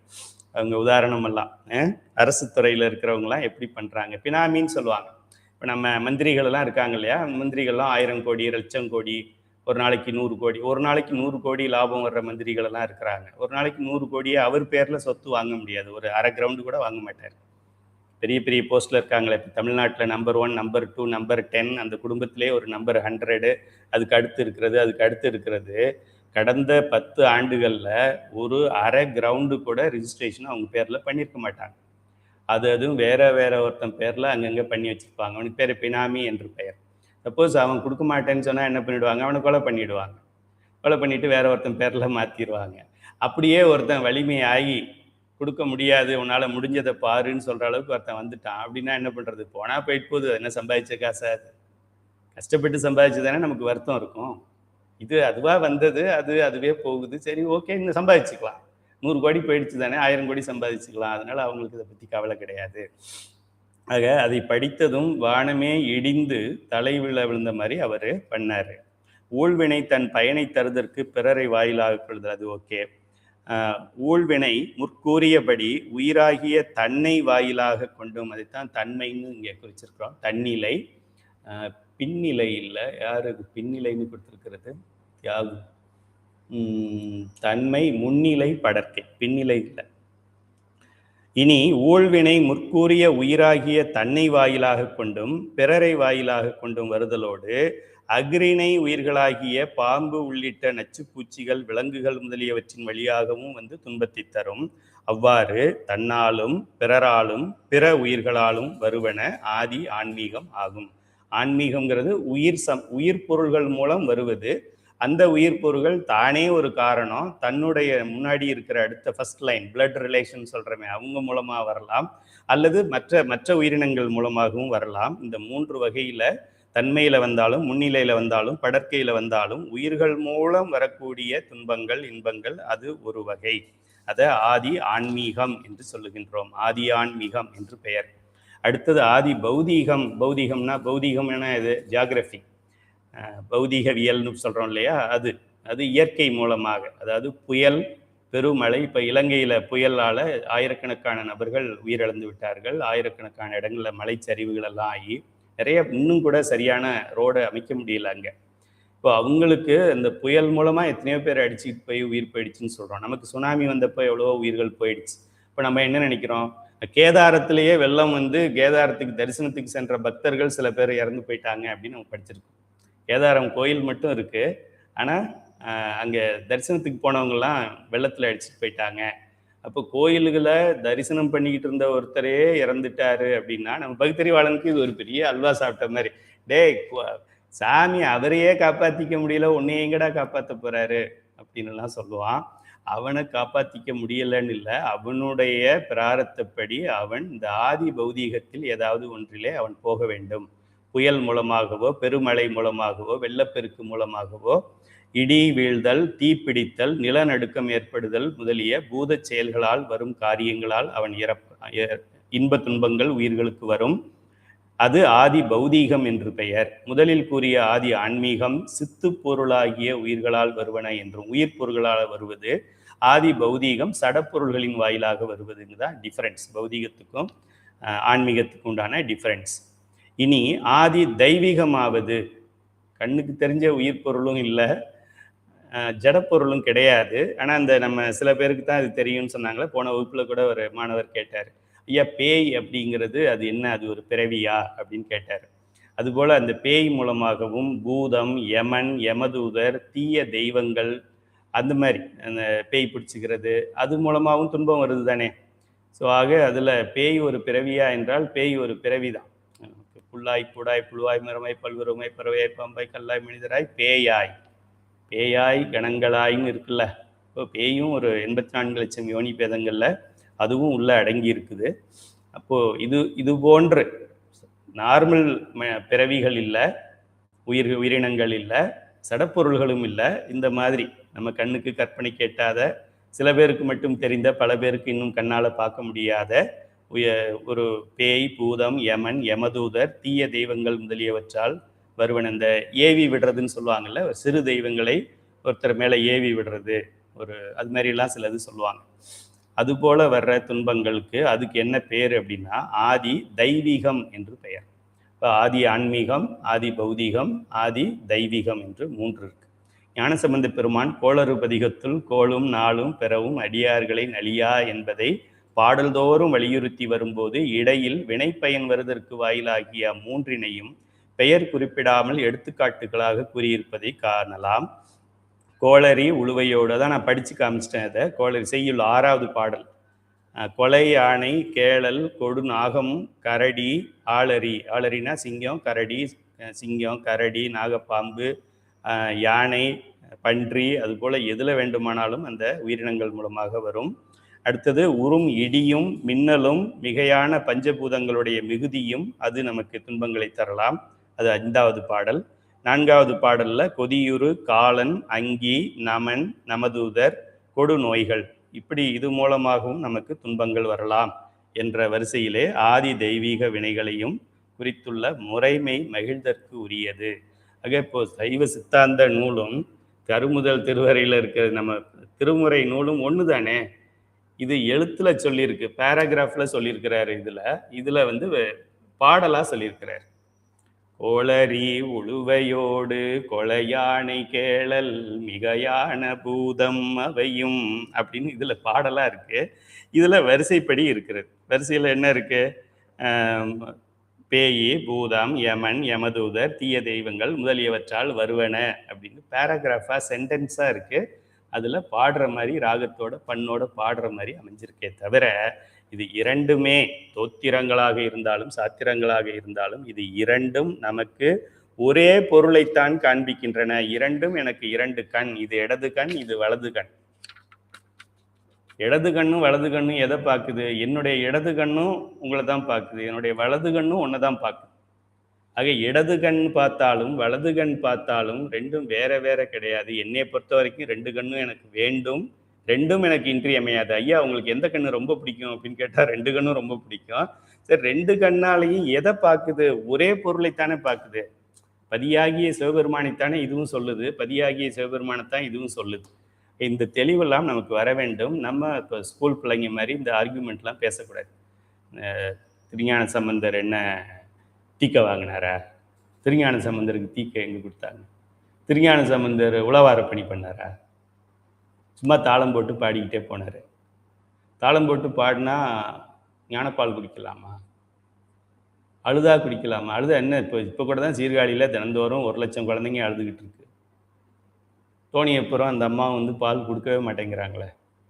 அழுத பிள்ளைக்கெல்லாம் பால் கிடைக்குதா என்ன? அவரோட பல பல பல பிறவிகளிலே செய்த தவத்தின் விளைவாக அது கிடைச்சிது. அதனால தோத்திரமும் சாத்திரமும் திருமுறைகளும் சைவ சித்தாந்த நூல்களும் ஒன்றையே கூறுகின்றன. ஒன்று பதியாகிய சிவபெருமான், இது வழிகளாகிய 2, அன்பின் மூலமாகவும் பக்தி மூலமாகவும் அறிவின் மூலமாகவும் அறிய வேண்டும். இதோட ஃபைனலாக இப்போ படிச்சுக்கிட்டே போகிறோம்ல, ஃபைனல் பாடத்தில் என்ன சொல்லியிருப்பாங்க? இறைவன்பால் நம்ம சரண்டர் ஆகணும், அவன் மேலே பக்தி இருக்கணும், சரண்டர் ஆகணும்னு சொல்லுவாங்க.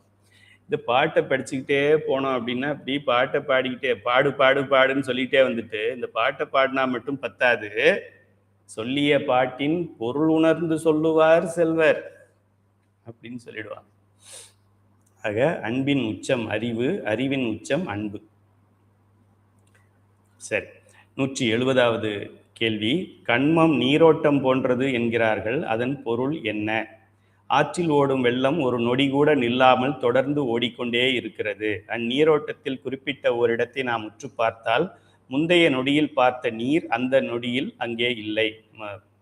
என்ன சொல்றது, கரண்ட்டுன்னு சொல்றோம்ல, ஃப்ளோயிங் வாட்டர். அதில் பார்க்கும் பொழுது பார்த்துக்கிட்டே இருக்கிறோம் நம்ம ஒரு இடத்துல, முன்னால் பார்த்த தண்ணி அடுத்து நிற்குதா அங்கே, அது போயிடுச்சு, இப்போ அடுத்தது வந்திருக்குது அங்கே. அது ஒரு உதாரணமாக ஆசிரியர் கூறுகிறார். முந்தைய நொடியில் பார்த்த நீர் அந்த நொடியில் அங்கே இல்லை, ஓடி சென்று விடுகிறது. ஆயின் அக்கணமே புதிய நீர் வந்து அவ்விடத்தை நிரப்பி விடுகிறது. முன்னால் இருந்த தண்ணி அப்படியே போயிடுச்சு, பின்னால் இருக்கிற தண்ணி அப்படியே நிற்கிது. அப்படி ஏதாவது நம்ம பார்த்துருக்குறோமா? இல்லைல்ல. ஆனால் நிற்கிது. எப்படி நிற்கிது? திருமுறைகளால் விதியை வெல்லலாம். விதியை வெல்வது எப்படி? விதியை வெல்ல முடியுமா? வெல்லலாம். விதியை வெல்வது எப்படி? நாளையிலேருந்து இந்த பாராயணம் ஆரம்பிக்குது. நமக்கு இந்த நூலில் கொடுக்கப்பட்டிருக்கிறதுலேருந்து 27 பதிகங்களை நம்ம எடுத்து பாடப் போகின்றோம், முற்றோதல் செய்ய போகின்றோம். சுந்தரமூர்த்தி சுவாமிகள் திருவையாறு போகிறார். திருவையாறு போனவங்களுக்கு தெரியும், காவிரி ஆறோட அந்த கரையில் கோவில் இருக்குது. இவர் இந்த பக்கத்துலேருந்து போகிறாரு, ஆற்றுல வெள்ளம் போயிட்டுருக்கு. அப்போ பாலம் கிடையாது. இப்போ ஐயாரா அப்படின்னு கேட்குறாரு. அப்புறம் விநாயகர் உதவி செய்கிறார். பாவம் சுந்தரம் வந்து அங்கே நின்றுக்கிட்டு இருக்கான் அப்படின்னு சொல்லி. இப்போ என்ன ஆகுது, அந்த ஆற்று நீர் அங்கே ஃப்ளோ ஆகிக்கிட்டு இருக்கிற தண்ணி அப்படியே நிற்கிது. முந்தின தண்ணி ஓடி போயிடுச்சு, பிந்தின தண்ணி ஓடலை. ஒரு அணை கட்டுன மாதிரி நின்று போயிடுச்சு. சுந்தர் நடந்து ஆற்ற கடந்து போயிடுறாரு. சுந்தரரும் அவரோட வந்தவங்களும் கடந்து போன பிறகு தண்ணி ஓட ஆரம்பிக்கும். இப்படிப்பட்டவர் சுந்தர். அவருடைய பதிகத்தை சுவாதி நட்சத்திரத்துல திருப்பாட்டு 100மே நம்ம முற்றோதல் செய்கிறோம். அதோட இணைந்து அனைவரும் பாடுமாறு வேண்டிக் கொள்கின்றேன். ஆற்றில் ஓடும் அதுபோல ஒரு வினையை அனுபவித்து கழிக்கும் போதே அவ்வினையை அனுபவிக்கும் முயற்சியினால் வேறு புதிய வினைகள் தோன்றி விடுகின்றன. நமக்கு சாய்ஸ் கிடையாது. இருங்க, நான் பழசை அனுபவிச்சு கொஞ்சம் இருங்க, ஆகாமியமெல்லாம் கிடையாது. முதல்ல நான் இப்போ எதில் இருக்கேன் தெரியுமா? பிராரத்தத்தில் இருக்கேன். இப்போ எனக்கு என்னுடைய ஒய்ஃபை என்னை திட்டிக்கிட்டே இருக்காரு. ஏங்க அவங்களுக்கு அறிவு இல்லையா? இன்னும் வெங்காயம் வாங்கிட்டு வர, சின்ன வெங்காயம் வாங்கிட்டு வச்சேன்னா பெரிய வெங்காயம் வாங்கிட்டு இருக்கேன், காதில் கேட்கறது இல்லையா, கவனித்து பார்க்கறது இல்லையா, அவன் எதை கொடுத்தாலும் நீங்கள் வாங்கிட்டு வந்துடுவீங்களா? ஆச்சா புச்சான்னு ஒரு வெங்காயத்துக்கே நமக்கு 1/2 மணி நேரமாக அங்கே அர்ச்சனை நடந்துக்கிட்டு இருக்கு. அந்த நேரத்தில் ஓகே ஓகே, இது ஆதி ஆன்மீகம், இது உயிர்களால் நமக்கு வரக்கூடிய துன்பம், இது நான் செய்த பாவங்கள் பல பிறவிகளிலே அறிந்தும் அறியாமலும் தெரிந்தும் தெரியாமலும் வேணுன்னையும் மறைச்சும் ஒளிச்சும் இருட்டிலையும் செய்த அத்தனை பாவங்களும் இப்போ எனக்கு என்னுடைய மனைவி மூலமாக வந்துக்கிட்டு இருக்கு. இந்த அர்ச்சனையை முழு மனதோடு ஏற்றுக்கொள்வோம் அப்படின்னு சொல்லி நம்ம இது பிராரத்தத்தை அனுபவிச்சுக்கிட்டு இருக்கணும்னு நினைக்கும் பொழுதே நமக்கு கொஞ்சம் மாறி. நடுவில் அவங்க சொல்லும் பொழுதே ஒரு வெங்காயம் தெரியாது, ஒரு வெங்காயமும் உங்களுக்கு தெரியாது அப்படின்னா நமக்கு கோபம் வந்துச்சு. அவங்க சொன்னது சின்ன வெங்காயம் பெரிய வெங்காயத்துக்கு உண்டான வித்தியாசம். ஒரு வெங்காயம் கூட தெரியாதுன்னு நம்மளை சொல்லிட்டாலே, இவ எப்படி நம்மளை வெங்காயம் கூட தெரியும்? நான் யார் தெரியுமா? நான் முனைவர் பட்டம் படிச்சிருக்கேன்.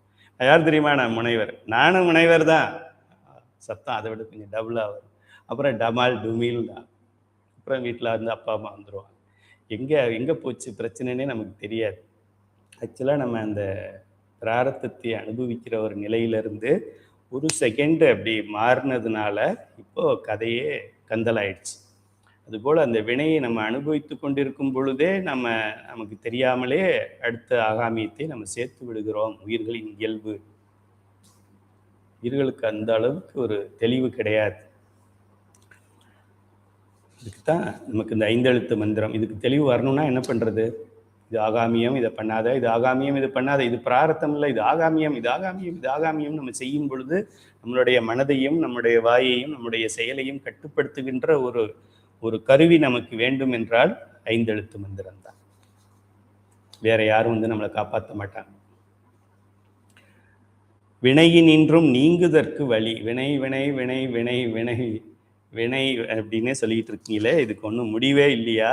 204வது கேள்வி வரப்போகுது. அதுக்குள்ளேயும் இந்த வினையை ஒரு வழியாக முடிங்கன்னு சொல்லி மாணவர் பெரிய கேள்வியாக கேட்டிருக்கிறாரு.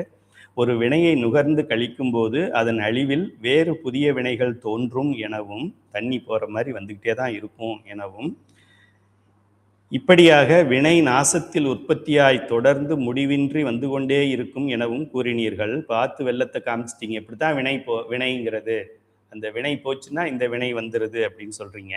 நீங்கள் கூறுவதை வைத்து பார்த்தால் வினை தொடர்பினின்றும் உயிர்கள் நீங்குவதற்கு வழியே இல்லையோ என்ற கலக்கம்தான் ஏற்படுகிறது.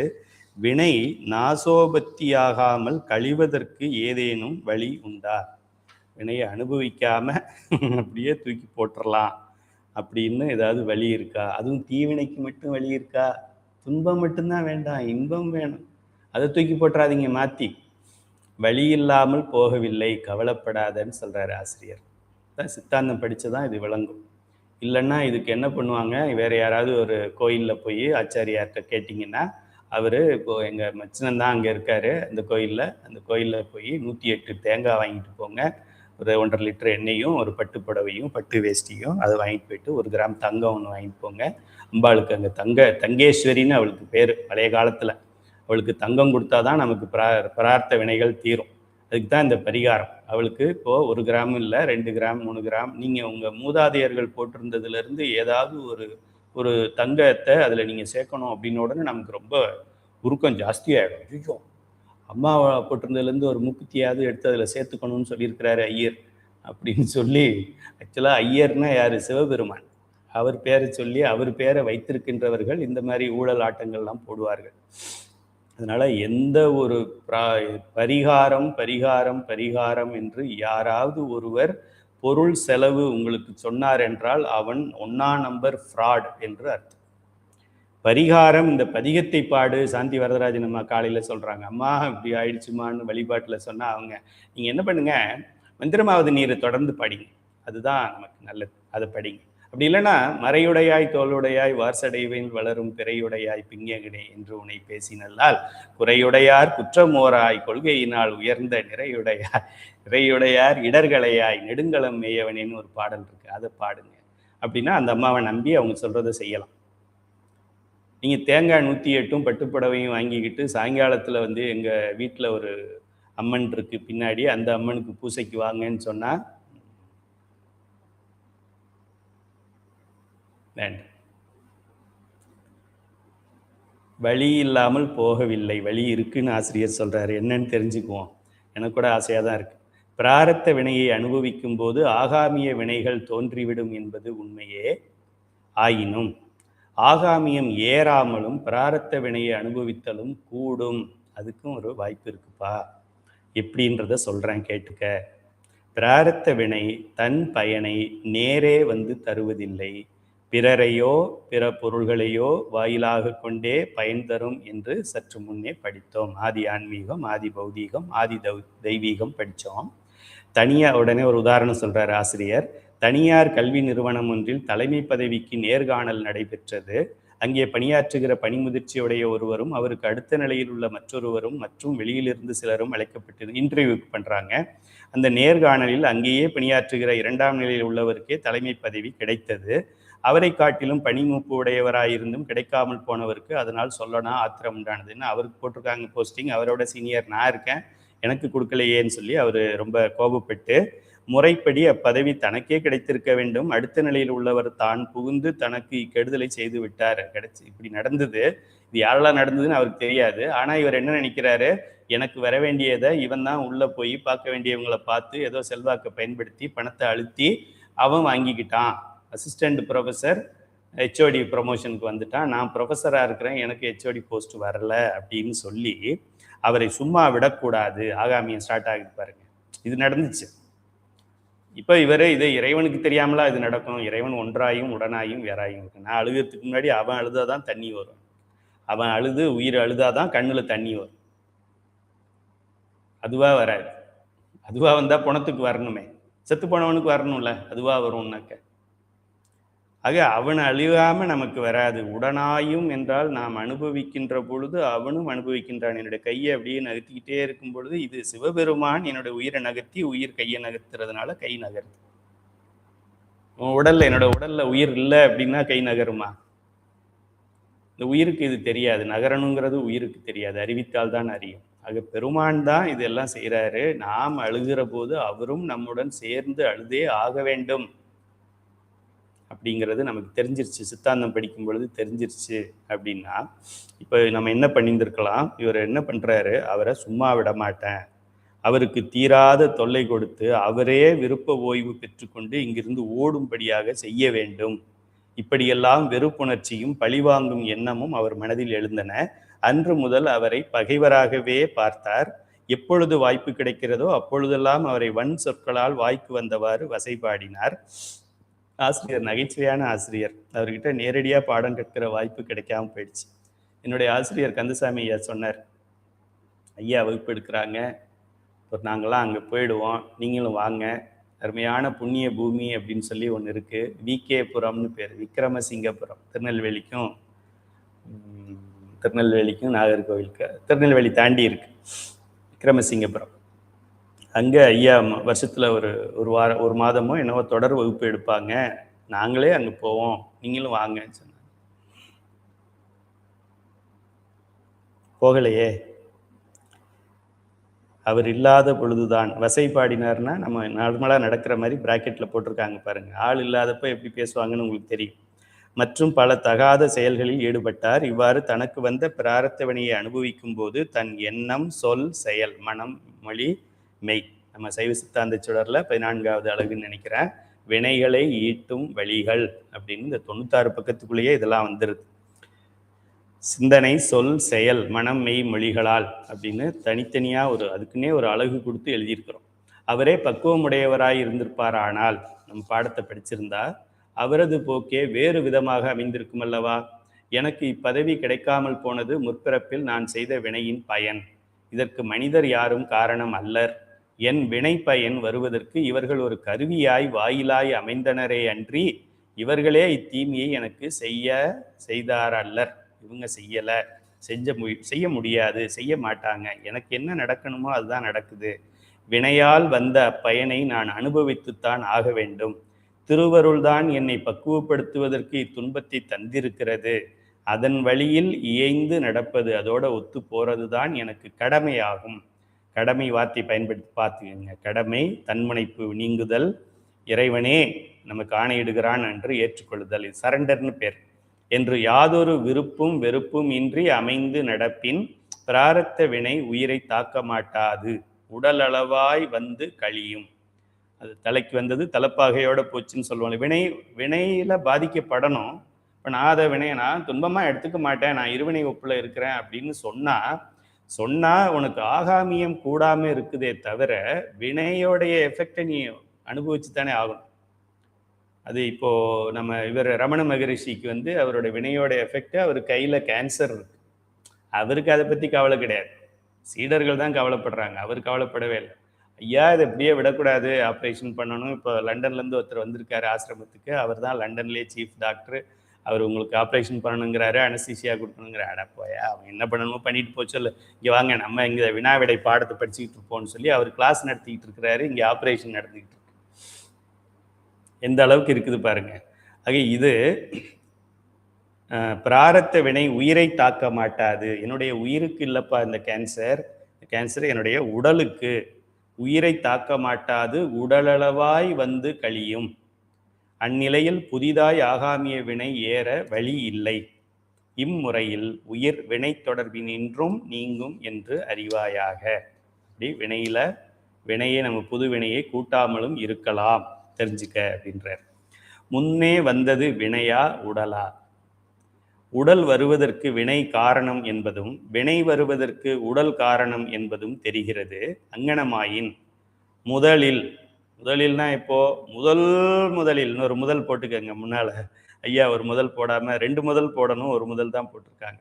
அங்கனமாயின் முதலில் உயிரை பொருந்தியது வினையா அல்லது உடலா? வினை உடல் என்ற இவற்றுள் எது முந்தியது? தனு கரண புவன போகத்தை உயிர்களுக்கு சேர்த்தான் இறைவன். காரண உடல் படைத்தான், கஞ்சுக உடல் படைத்தான், குண உடல் படைத்தான், சூக்கும உடல் படைத்தான், தூள உடல் படைத்தான். இப்போ இந்த தூள உடல் வரும் பொழுதுதான் உயிர்களுக்கு வந்து வித்தியாசம் வருது, வினைகளை கூட்டப்போகுது. எந்த பிறவியை நான் எடுக்கணும் அப்படிங்கிறது இந்த தூள உடல், இந்த சூக்கும உடல் அளவுக்கு அது என்ன பக்குவத்தை பெற்றிருக்கிறதோ அதுக்கு ஏற்றாற் போல தூள உடலை எடுத்துக்கொள்கிறது. இப்போ இந்த இடத்துல ஒரு உயிர் கழுதையா பிறக்குது, ஒரு உயிர் மனிதனா பிறக்குது. இப்போ இந்த உயிர்கள் தான் முற்பிறவியில் செய்த பாவ புண்ணியத்தால இந்த பதவி கிடைச்சதா, இந்த உடல் எப்படி அப்படிங்கிறது தான் கேள்வி. எங்க போகுது பாருங்க நம்ம ஜூமிங். இந்த பிறவி இல்லை, இதுக்கு முந்தின பிறவி, அதுக்கு முந்தினது அப்படியே போனா அந்த முதல் பிறவின்னு ஒன்று இருக்கும்ல, அந்த முதல் பிறவியில ஏன் மாற்றம் வந்தது? எல்லா உயிர்களும் மனிதர்களா பிறந்திருக்கணும், இல்லைன்னா எல்லா உயிர்களும் ஓரறிவு உடைய தாவரமா பிறந்திருந்து அப்புறமா ஒரு 1000 ஆண்டுகளுக்கு அப்புறம் 2 அறிவு உடையதா வரும், அது டார்வினோடது. அப்புறமா 3 அறிவு உடையது வரும், அப்புறம் 4 அறிவு உடையதா வரும். அப்படித்தானே வந்திருக்கணும். அப்போ முதல் பிறவியிலேயே எல்லாமே ஓரறிவு உடைய தாவரமா பிறந்தோமா, இல்லை மாறி மாறி பிறந்தோமா? மாறி பிறந்தோம் என்று நீங்கள் சொன்னால் அதற்கு காரணம் என்ன? சரியான கேள்வி.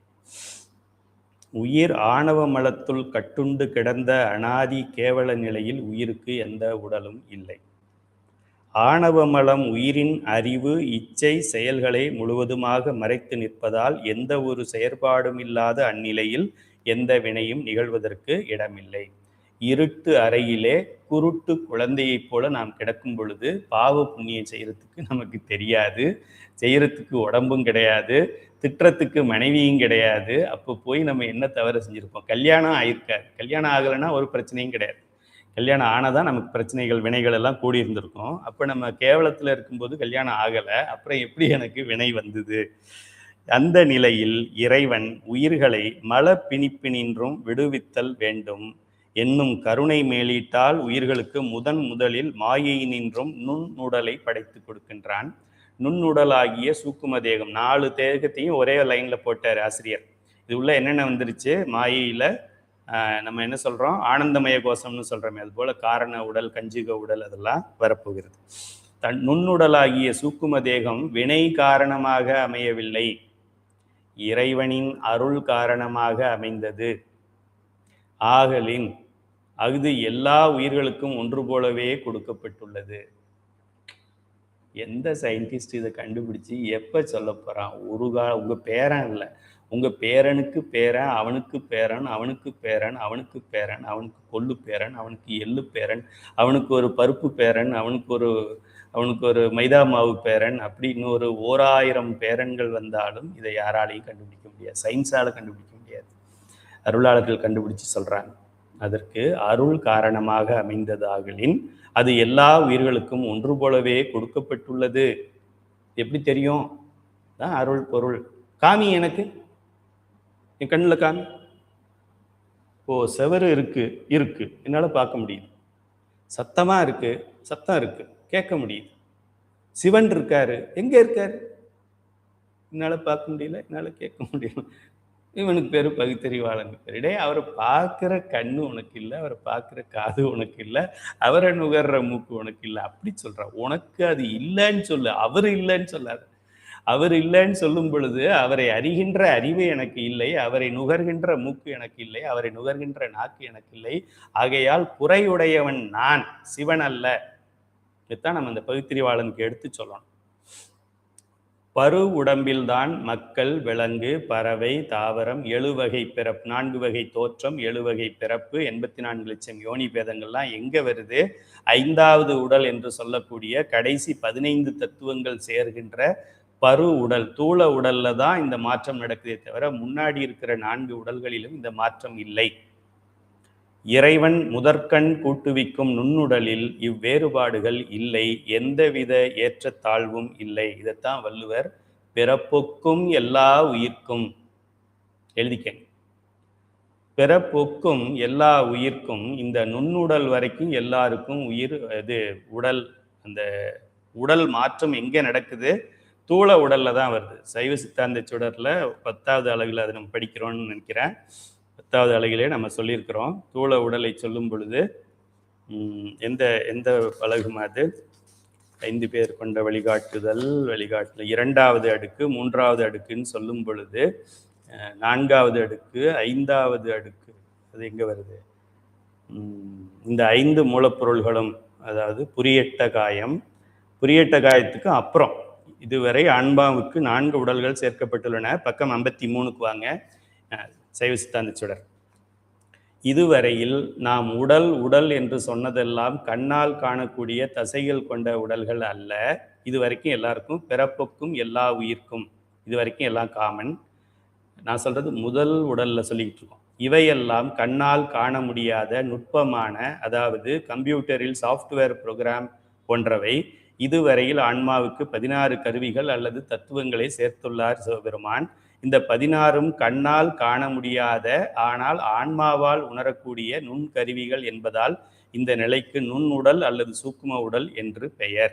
5வது அடுக்காக ஏற்கனவே உள்ள சூக்கும உடலின் மேல் கண்ணால் காணக்கூடிய உடலும் உலக தொடர்பும், இப்பத்தான் பஞ்சபூதங்களும் நம்மளுடைய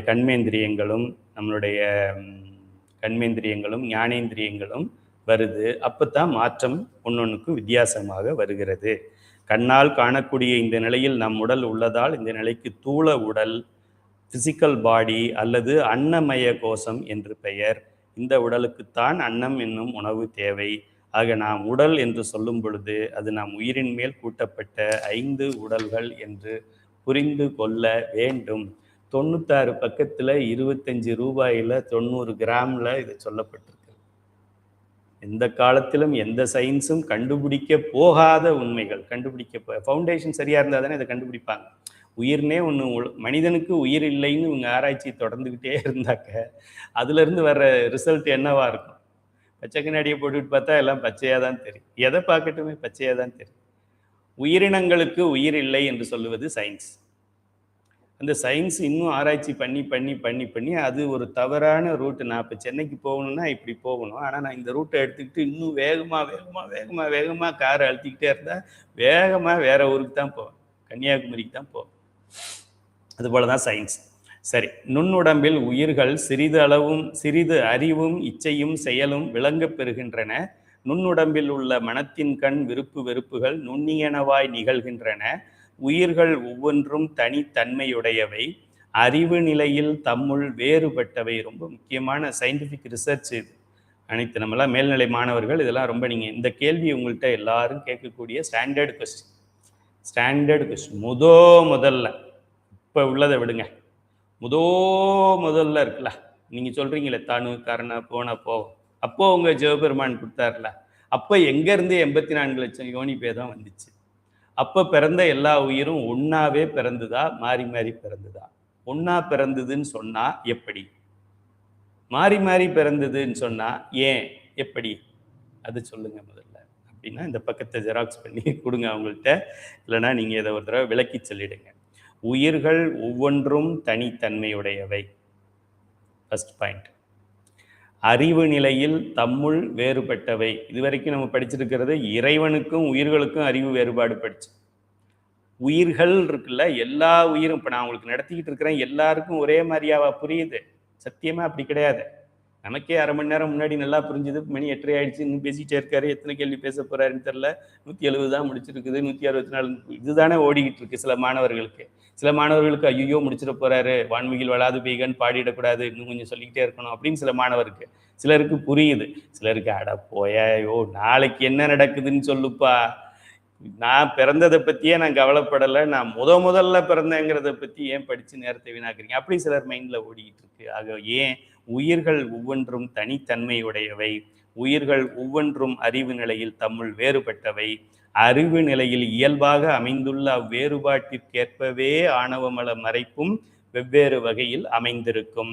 ஆணவமலம் எல்லா உயிர்களையும் ஒரே மாதிரி மறைத்திருக்கவில்லை, ஒரே அளவில் மறைத்திருக்கவில்லை. அதுதான் மூல காரணம். அவ்வளவு உயிர்களின் தனித்தன்மைக்கு ஏற்பவும் மல மறைப்பின் வேறுபாட்டிற்கு ஏற்பவும் நுண்ணுடம்பில் உள்ள மனதில் விருப்பு வெறுப்புகள் வெவ்வேறு வகையில் நிகழும். அந்த பிரகிருத்தியை சேர்க்கும்போது குணங்கள் சேருது. இங்கே கொஞ்சம் அப்படி ஏதோ ஒரு, இப்போ நம்ம ஒரு தண்ணி கொதிக்க வைக்கிறோம் அப்படின்னா எடுத்தோன்னையுமா அப்படியே கொதிச்சிருது. முதல்ல வைக்கும்போது நார்மலாக இருக்கும், கொஞ்சம் நேரம் கழித்து சூடாகும், கொஞ்சம் ரொம்ப சூடாகும், அப்புறமா கொஞ்சம் அப்படியே என்ன சொல்கிறது, அந்த கொதிக்கிற நிலைக்கு அது வரும். அதுபோல் முதல்ல அங்கே வரும். இப்போ கொதிக்கிறது இல்லைன்னா நார்மல், அப்படியா இருக்குது வாட்டர்? கொதிக்கிற தண்ணி இல்லைன்னா நார்மல் வாட்டராக இருக்குது. நார்மல் வாட்டர், கொஞ்சம் சூடான வாட்டர், இன்னும் கொஞ்சம் சூடானது, இன்னும் கொஞ்சம் சூடானது, அப்புறம் கொதிக்கிறது, அப்புறமா சூப்பர் ஹீட்டுன்னு சொல்லுவோம். 100 டிகிரிக்கு மேலே போனால் பாயிலிங் டெம்பரேச்சரை தாண்டிடும், அப்புறம் அது ஸ்டீம் ஆகிடும். அப்புறம் அந்த ஸ்டீமை ஹீட் பண்ணோன்னா சூப்பர் ஹீட் ஸ்டீம்னு ஆகும். அது நிலை மாறிக்கொண்டே போகும் டெம்பரேச்சர் ஏற ஏற. ஸோ அதுபோல் இந்த உயிர்கள் அந்த நிலையில் எப்படி இருந்ததோ அதுலேருந்து அந்த நம்ம சூக்குமம் தான் இருக்குது அப்படின்னு சொன்னாலும் அந்த வேறுபாடுகளெல்லாம் உள்ளே வச்சுக்கிட்டே இருக்குது. அடுத்து ஒரு வாய்ப்பு கிடைச்சா, அடுத்து எனக்கு ஒரு சான்ஸ் கிடைச்சா அப்படின்னு சொல்லி அந்த உயிர் அந்த சூக்கும உடல் 4வது உடல் வரைக்கும் மாற்றம் இல்லாமல் இருக்குது. அந்த உடல் மாற்றம் கிடைக்கும் பொழுது மாறி மாறி எடுத்துக்குது. மாறி மாறி இறைவன் கொடுக்குறார், அதுவாக எடுத்துக்க முடியாது. அவ்வுயிரின் தனித்தன்மைக்கு ஏற்பவும் மல மறைப்பின் வேறுபாட்டிற்கு ஏற்பவும் நுண்ணுடம்பில் உள்ள மனதில் விருப்பு வெறுப்புகள் வெவ்வேறு வகையில் நிகழும். எவ்விடத்தும் நிறைந்தவனாய் எல்லாவற்றையும் அறிபவனாய் உள்ள இறைவன். இப்போ டார்வின் என்ன சொல்றாரு, இப்போ உயிர் எனக்கு வேண்டிய, இப்போ நம்ம எப்படி ட்ரெஸ் நம்ம சூஸ் பண்ணிக்கிறோம்ல, இன்னைக்கு என்ன கல்யாணத்துக்கு போகணுமா இதை போட்டுக்கலாம், வேற எங்கே வாக்கிங் போகிறோமா இதை போட்டுக்கலாம், அப்படிங்கிற மாதிரி உயிர் தான் இந்த 84 லட்சம் யோனி பேதங்களில் மனிதரா பிறக்கணுமா தேவரா பிறக்கணுமாங்கிறத நம்மளே பார்த்து பிறந்துக்குவோம் அப்படின்னு சொல்றாரு டார்வின். அவர் உயிருங்கிற வார்த்தையை பயன்படுத்த மாட்டார். அது மாதிரி எப்படி தெரியும்? என்ன 84 லட்சம் இருக்குன்னு உயிருக்கு எப்படி தெரியும்? அவன் சொன்னாதான் தெரியும். சாயுச்சியத்தில் நம்ம இருக்கும் பொழுதும் நீ சாயுச்சியத்தில் இருக்கிறாய், இதை அனுபவி, இதுதான் சாயுச்சிய இன்பம் என்று இறைவன் அறிவித்தால்தான் உயிர்கள் அந்நிலையிலும் அறியும். சாயுச்சியம்னா என்ன? சிவபெருமான் தானே. சிவமாக்கி அப்படின்ட்டாரே, இப்போ சிவமே ஆயிடுறோம்ல, இப்போ எண்குணம் நமக்கு வந்துரும் தானே, இப்போ நமக்கும் ஒரு தடத்த நிலைன்னு ஒன்று இருக்குது, சொரூப நிலைன்னு ஒன்று இருக்குது தானே. அட முட்டாள், அப்படி கிடையாது. சிவமாக்கி என்னை ஆண்ட, சிவம் ஆக்கி, சிவமாகி கிடையாது. சிவபுராணத்தை எடுத்து படிச்சு பாரு. சிவமாகி அப்படின்னா எப்படி சிவமாகி? ஒரு இக்கு போட்டிருக்கு அதுல, சிவம் ஆக்கி. இப்ப செய்பவன் வேற ஒருத்தன். அது யாராக இருக்க முடியும்? இருக்கிறது 3 பொருள் தானே. ஒன்று அறிவில்லாதது, இன்னொன்று நீ நானும், இன்னொன்று சிவபெருமான். இன்னொருத்தர் தான் வந்து ஏதோ பண்ணிட்டு போயிருக்கிறாரு அப்படின்னா அவர் யாரா இருக்கும்? மீதி இருக்கிறது ஒரு ஆள் தான். ஆக எவ்விடத்திலும் நிறைந்தவனாய், எல்லாவற்றையும் அறிபவனாய், தன் வயத்தனாய், இயற்கை உடம்பினனாய், முடிவில்லா ஆற்றல் உடையவனாய், முற்றறிவு உடையவனாய், இயற்கை உணர்வு உடையவனாய், முற்றுணர்வு உடையவனாய், அளவிலா என்ன உள்ளவனாய், அருள் பேரருள் உடைமை கொண்டவனாய், அடுத்து என்ன, வரம்பில்லா இன்பம் உடையவனாய், சத்து 4 குணங்கள், சித்து 3 குணங்கள், சத்து சித்து ஆனந்தம் என்பது 8வது குணம். இப்படி 8 குணத்தை உடையவனாய், தெளிவு பெறாமல் நுண்ணியனவாய் நிகழும் அவ்விருப்பு வெறுப்புகளை அறிந்து, ஐயோ பாவம் இந்த குழந்தை இப்படி இருக்கு, இதுக்கு இதுக்கு இதை கொடுப்போம், இது பாவம் இப்படி ஆசைப்படுது, இதுக்கு இச்சை நிறையா இருக்கு, ஆசை நிறையா படுது, அது பண்ணணும் இது பண்ணணும் அது பண்ணணும் இது பண்ணணுங்குது. ஆனால் படிடான்னா படிக்க மாட்டேங்குது. இதுக்கு என்ன பண்ணுறது, இதுக்கு இப்படி பண்ணுவோம், இது என்ன பண்ணுது, இது சாப்பாட்டு ராமனாக இருக்குது, சோறு போட்டால் சாப்பிட்டுக்கிட்டு இருக்கும் போல் இருக்குது, படிப்பெல்லாம் வேண்டாம் பாடமெல்லாம் வேண்டான்னு சொல்லு, சரி ஓகே அதை யானையாக படைப்போம் அப்படின்னு இறைவன் இந்த உயிர்களின் பக்குவத்தை அறிந்தவனாய், அறியக்கூடியவனாய் என்ன பண்ணுறாருன்னு பாருங்கள். இறைவனுடைய கருணையை பாருங்கள். எப்பத்துலேருந்து நம்ம கூட அவர் வேலை செய்ய ஆரம்பிச்சிருக்காருன்னு பாருங்கள். என்னுடைய மனைவி என்னை எண்ணிலேருந்து கவனிக்க ஆரம்பித்தாங்களோ அன்னியிலேருந்து இது எத்தனை நாட்கள் முன்னால் நடந்திருக்கும்னு பாருங்கள். இப்போ இவனுக்கு நான் முதல்ல அடிமையாக இருக்கிறதா, என்னுடைய மனைவிக்கு கணவனுக்கு அடிமையாக இருக்கிறதா, எவ்வளோ நாளைக்கு ஒரு ப்ரொப்போர்ஷனேட்டாக பார்த்தா கூட கடந்த 20 ஆண்டாக எங்கள் மேலே ரொம்ப மீளா அன்பு கொண்டுள்ளமையால் இன்னொரு 20 ஆண்டுகளுக்கு நம்ம அவங்க மேலே மீளா அன்பு கொள்ளலாம். இவனுடைய அன்பு எங்கேருந்து ஆரம்பிச்சிருக்கு அப்படிங்கிறத பார்த்தா அந்த அளவுக்கு இவன் ஒரு கோடி ஆண்டுகளுக்கு முன்னாடியே என் மேலே மீளா அன்பும் காதலும் கொண்டிருக்கிறான், கருணையும் கொண்டிருக்கிறான் என்றால் இவனுக்கு நான் அடிமையாக இன்னும் 1 கோடி ஆண்டுகள் நான் இருக்கிறது தானே லாஜிக். 30 வருஷத்துக்கு முன்னாடி வந்த ஒய்ஃபையே இன்னும் 30 வருஷம் நான் காப்பாற்றணும்னு நினைக்கிறவன் 3 கோடி 3 லட்சம் 3 கோடானு கோடி ஆண்டுகளுக்கு முன்னாடியே என் மீது நான் கேட்காமலே, எனக்கு அறிவில்லாதப்பவே எனக்கு இதெல்லாம் கொடுக்க போறான்னு எனக்கு தெரியாது, கொடுக்கணும்னு எனக்கு தெரியாது, நான் அதை எடுத்துக்கணும்னு எனக்கு தெரியாது. அப்படி இருந்த காலத்திலேயே இப்படி எனக்கு செய்தவன் யார்? அவ்விருப்பு வெறுப்புகளை அறிந்து, இது இதை விரும்புது, இதை விரும்ப மாட்டேங்குது, இது மண்ணை விரும்புது, இது பொண்ணை விரும்புது, இது பெண்ணை விரும்புது, இது சாப்பாட்டை விரும்புது, இது ட்ரெஸ்ஸை விரும்புது, இது நகைகளை விரும்புது, இது படிப்பை விரும்புது, இது பதவியை விரும்புது, இது பட்டத்தை விரும்புது அப்படின்னு இந்த விருப்பத்தை அவன் ஆராய்ந்து அதை தெரிந்து நுண்ணியனவாய் நிகழும் அவ்விருப்பு வெறுப்புகளை அறிந்து, உயிருக்கு தெரியலை தனக்கு இது விருப்பம் என்று, ஆனால் குழந்தைக்கு தெரியாதுல்ல, கை குழந்தைக்கு என்ன தெரியும் என்ன வேணும்னு. மணி 8:30 ஆயிடுச்சு, பால் குடிக்கணும்னு அதுக்கு தெரியுமா? 8:30க்கு அப்புறம் அந்த அந்த என்ன ஒரு மருந்து ஊற்றுவாங்களே செரிமானத்திற்கு, அது குடிக்கணும்னு அந்த குழந்தைக்கு தெரியுமா? தாய்க்கு தான் தெரியும். அது விருப்பு வெறுப்புகளை அறிந்து அவற்றிற்கு ஏற்றவாறு வெவ்வேறு வகையாய் அமைந்த பரு உடல்களை பின்னர் படைத்து கொடுக்கின்றான். இதுதான் 1000 ஆண்டு ஆராய்ச்சிக்கு உண்டான தீசிஸ், தான் ஆராய்ச்சி முடிவு. இப்படித்தான் இது நடந்தது. இங்கனம் கொடுத்த தூள சரீரமாகிய பரு உடல்களை கொண்டு உயிர்கள் தூள வினைகளை செய்ய, அவ்வினைகளால் பின்னர் உடல்களும், அவ்வுடல்களால் வினைகளும், அதுக்கப்புறம் தான் இந்த ஆற்றுல வெள்ளம் ஓட ஆரம்பிச்சுது.